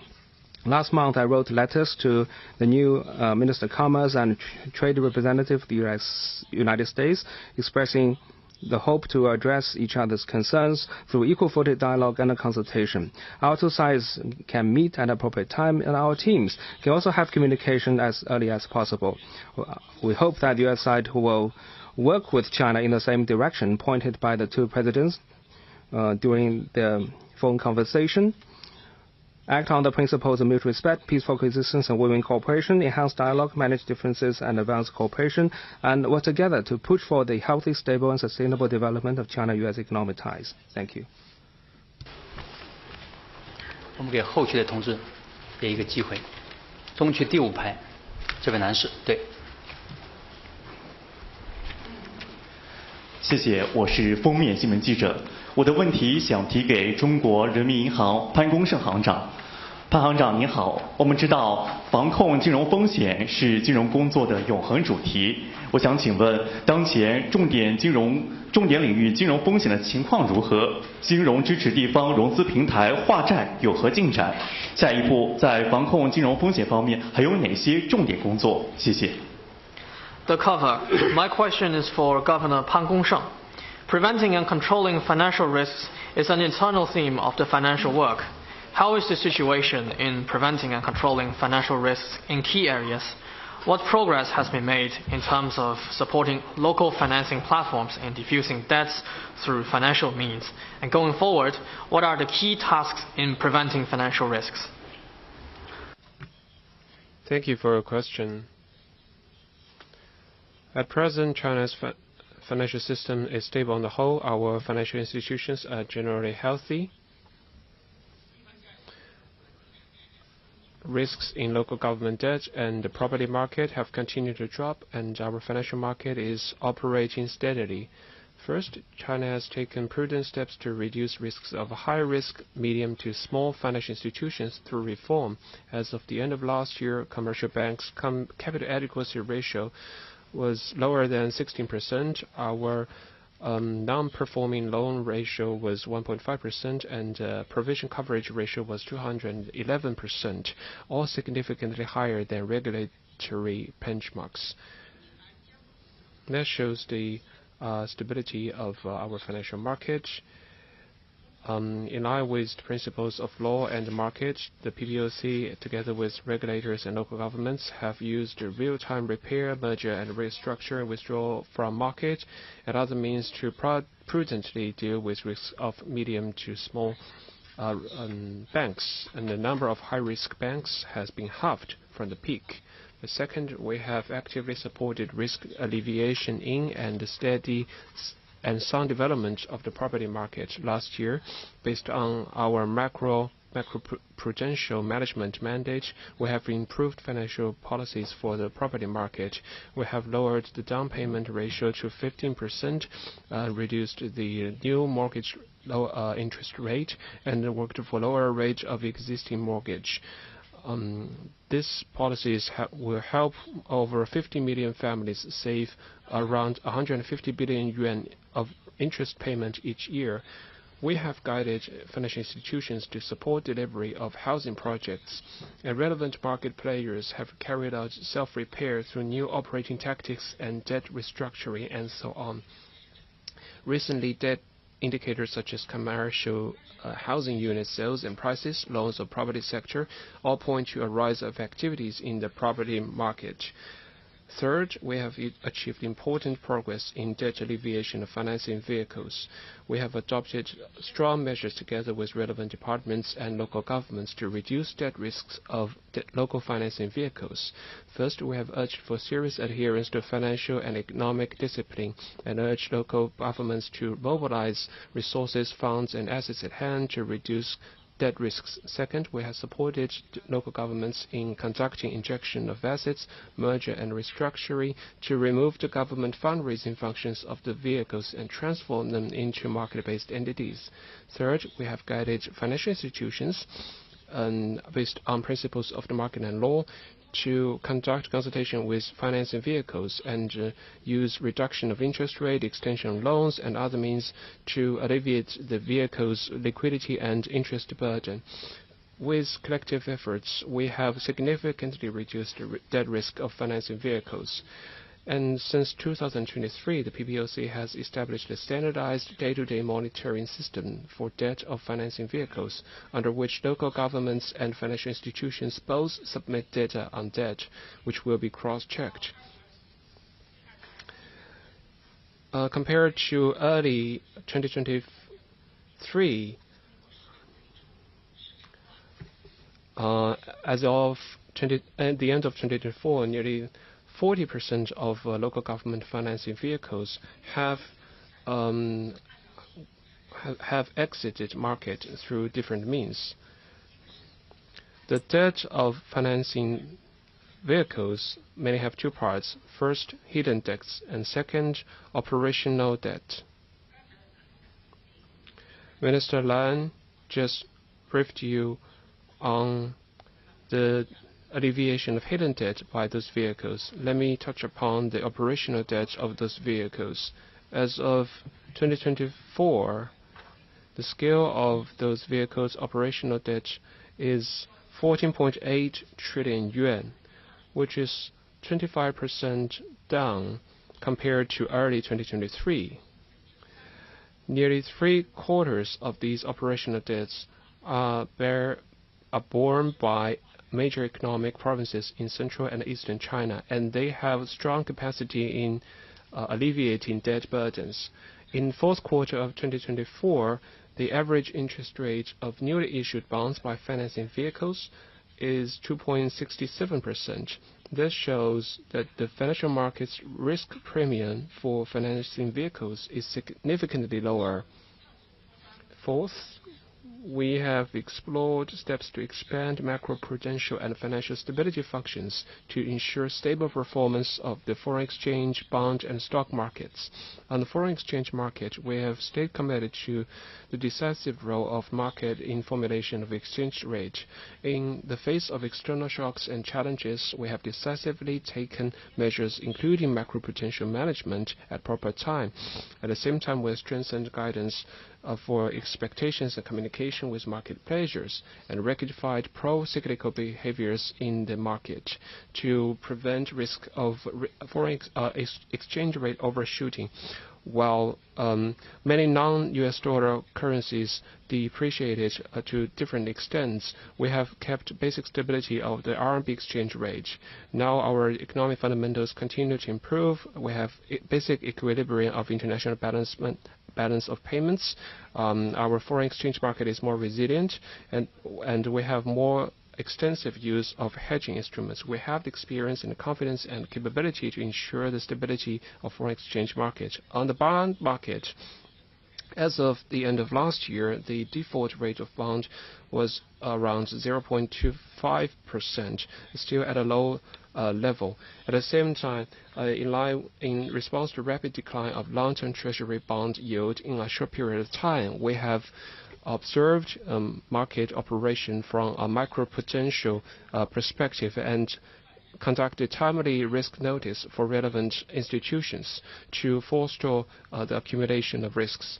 On capital market, we have worked together with the CSRC to create the SFISF, which was briefly touched upon by Chairman Wu Qing. And so far, we have conducted 2 operations using this swap facility. And as of February of this year, listed firms have disclosed intention to apply for a maximum of 75 billion yuan of loans for share buybacks and holding increase. Going forward, we will continue to hold the red line of no systemic financial risk. First of all, we will closely follow the connection between macroeconomic performance fluctuations with financial risks. We will continue to keep a dynamic balance between economic growth, economic structural adjustment, and prevention of financial risks, and strengthen counter-cyclical adjustment to provide a sound monetary and financial environment for high-quality development. Second, we will guard against external shocks and external risks, which was touched upon by Minister Wang Wentao. At the same time, at present, we face a more complicated and serious external environment. Unilateralism, protectionism are on the rise, global supply chains and industry chains are unstable, geopolitical tensions have led to greater tensions. Major economies, inflation, and monetary policies have led to greater uncertainty, which have impacted market expectations and investment confidence. This has brought spillover effects to China's stable financial and economic performance. We will strengthen monetary assessment early warning against external risks and improve our measures to guard against external shocks, so as to protect our financial security. Third, we will strengthen the effectiveness of financial regulation. Financial regulation is the first defense against financial risks. We will strengthen our capacity building in monitoring early warning assessment of financial risks, improve risk response mechanism that has commensurate powers and responsibility, and improves both incentives and restraints, and also create a better early warning, early identification, and early response measures. The fourth, we will improve our macro-prudential management policies, better to strengthen counter-cyclical management, such as capital buffer, and expand and explore more policy.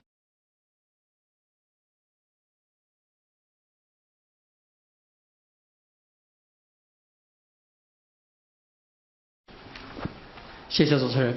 每日经济新闻记者提问，我的问题提给国家发改委郑善杰主任。今年是“十四五”规划的收官之年，也是谋划“十五五”规划的关键一年。这几年，全国人民一起经历了很多大事难事。您如何看待这几年经济社会发生的变化？能否介绍一下“十五五”规划的相关情况？谢谢。National Business Daily. My question is for Chairman Zheng Shanjie. This year is the final year of implementing the 14th Five-Year Plan. It is also a crucial year for formulating the 15th Five-Year Plan. Over the past years, the Chinese people together have experienced many big things and difficulties. What do you think of the changes in social and economic development these years? And could you please tell us more about the 15th Five-Year Plan? Thank you. 谢谢。 Thank you for your question. The issue you have raised, or which you have talked about the 14th Five-Year Plan, is something that everyone is thinking about and is also a part of.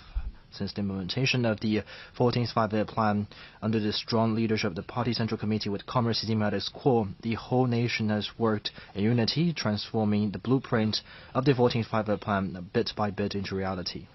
And we have to say that progress made are all in line with expectation. To take a holistic approach, China's comprehensive strength was boosted, and the overall stability was maintained in the society. And the image of China as trustworthy, lovable, respectable has gained wider international recognition. In the specifics, it can be seen in the following 6 aspects. First, huge increase in comprehensive strength. China's economy has presented the strength as a world major country. The aggregated sum of our GDP is growing year by year. It is estimated that the growth over the period of the 14th Five-Year Plan will registered at 30 trillion yuan in that period. That is to say, we have created another Yangtze Delta economic region. Or internationally, it is the equivalent of the annual GDP output of a developed economy. China is also the largest source of growth for global economy. Second is increased industrial competitiveness. China has formed a complete industrial system. In industries, we have 41 industrial divisions, 207 groups, and 666 classes, making China the only country that has all the industrial clusters and divisions in the world. In the meantime,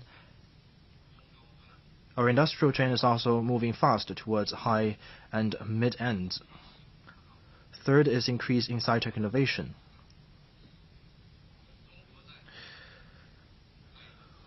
China is seeing great breakthroughs in basic research as well as key technologies.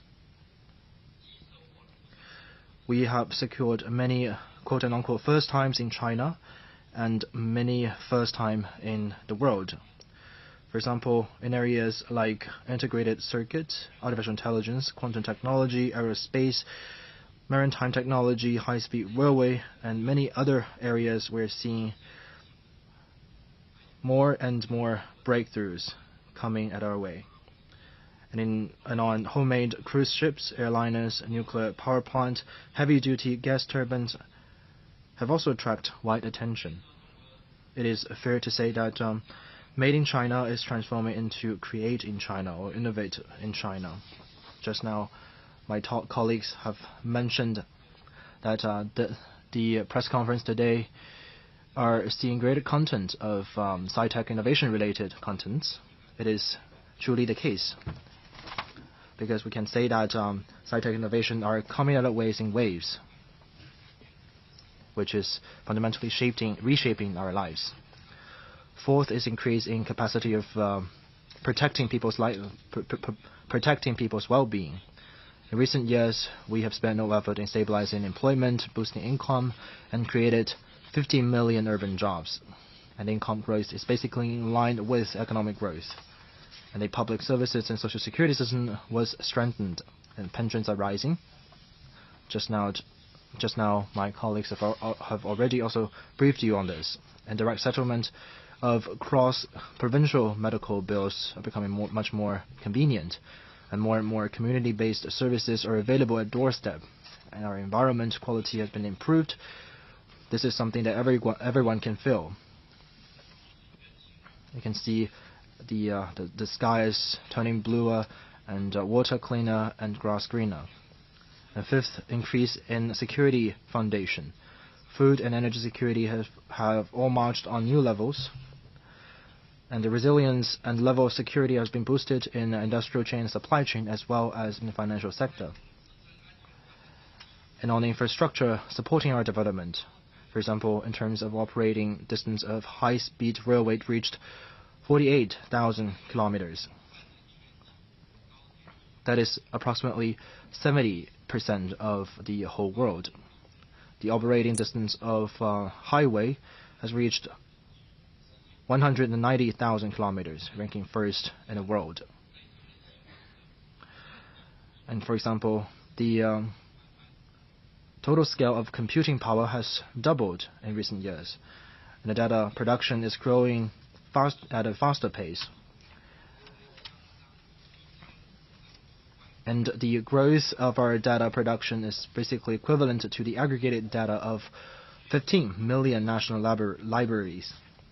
6. The image and profile as a major country were further promoted. China has signed Belt and Road cooperation documents with 150+ countries and 30+ international organizations.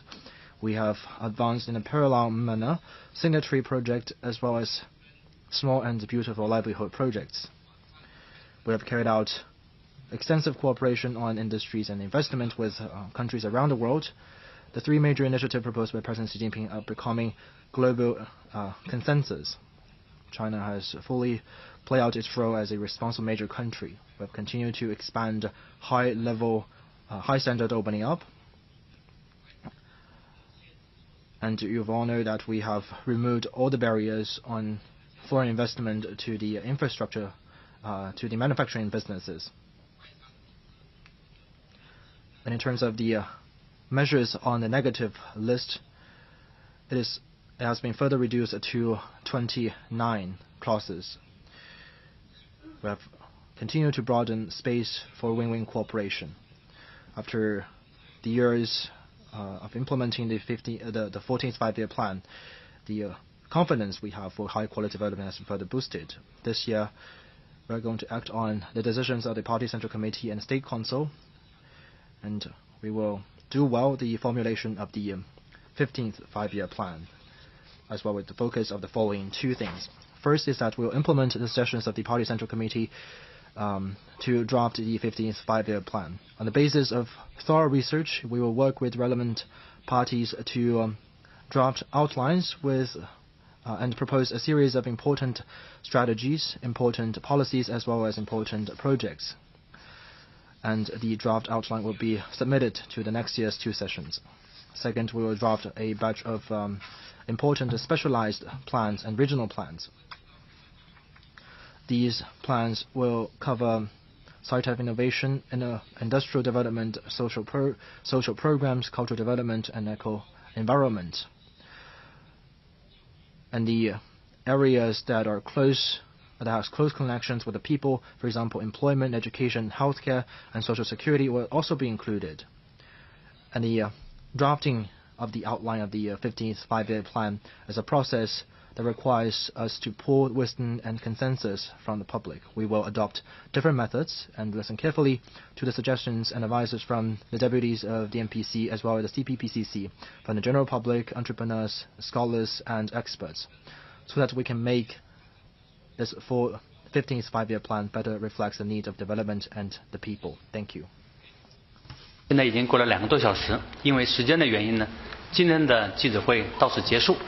谢谢各位嘉宾，谢谢大家。Friends from the press, in the interest of time, the press conference will end here. Thank you, distinguished guests. Thank you all. 谢谢。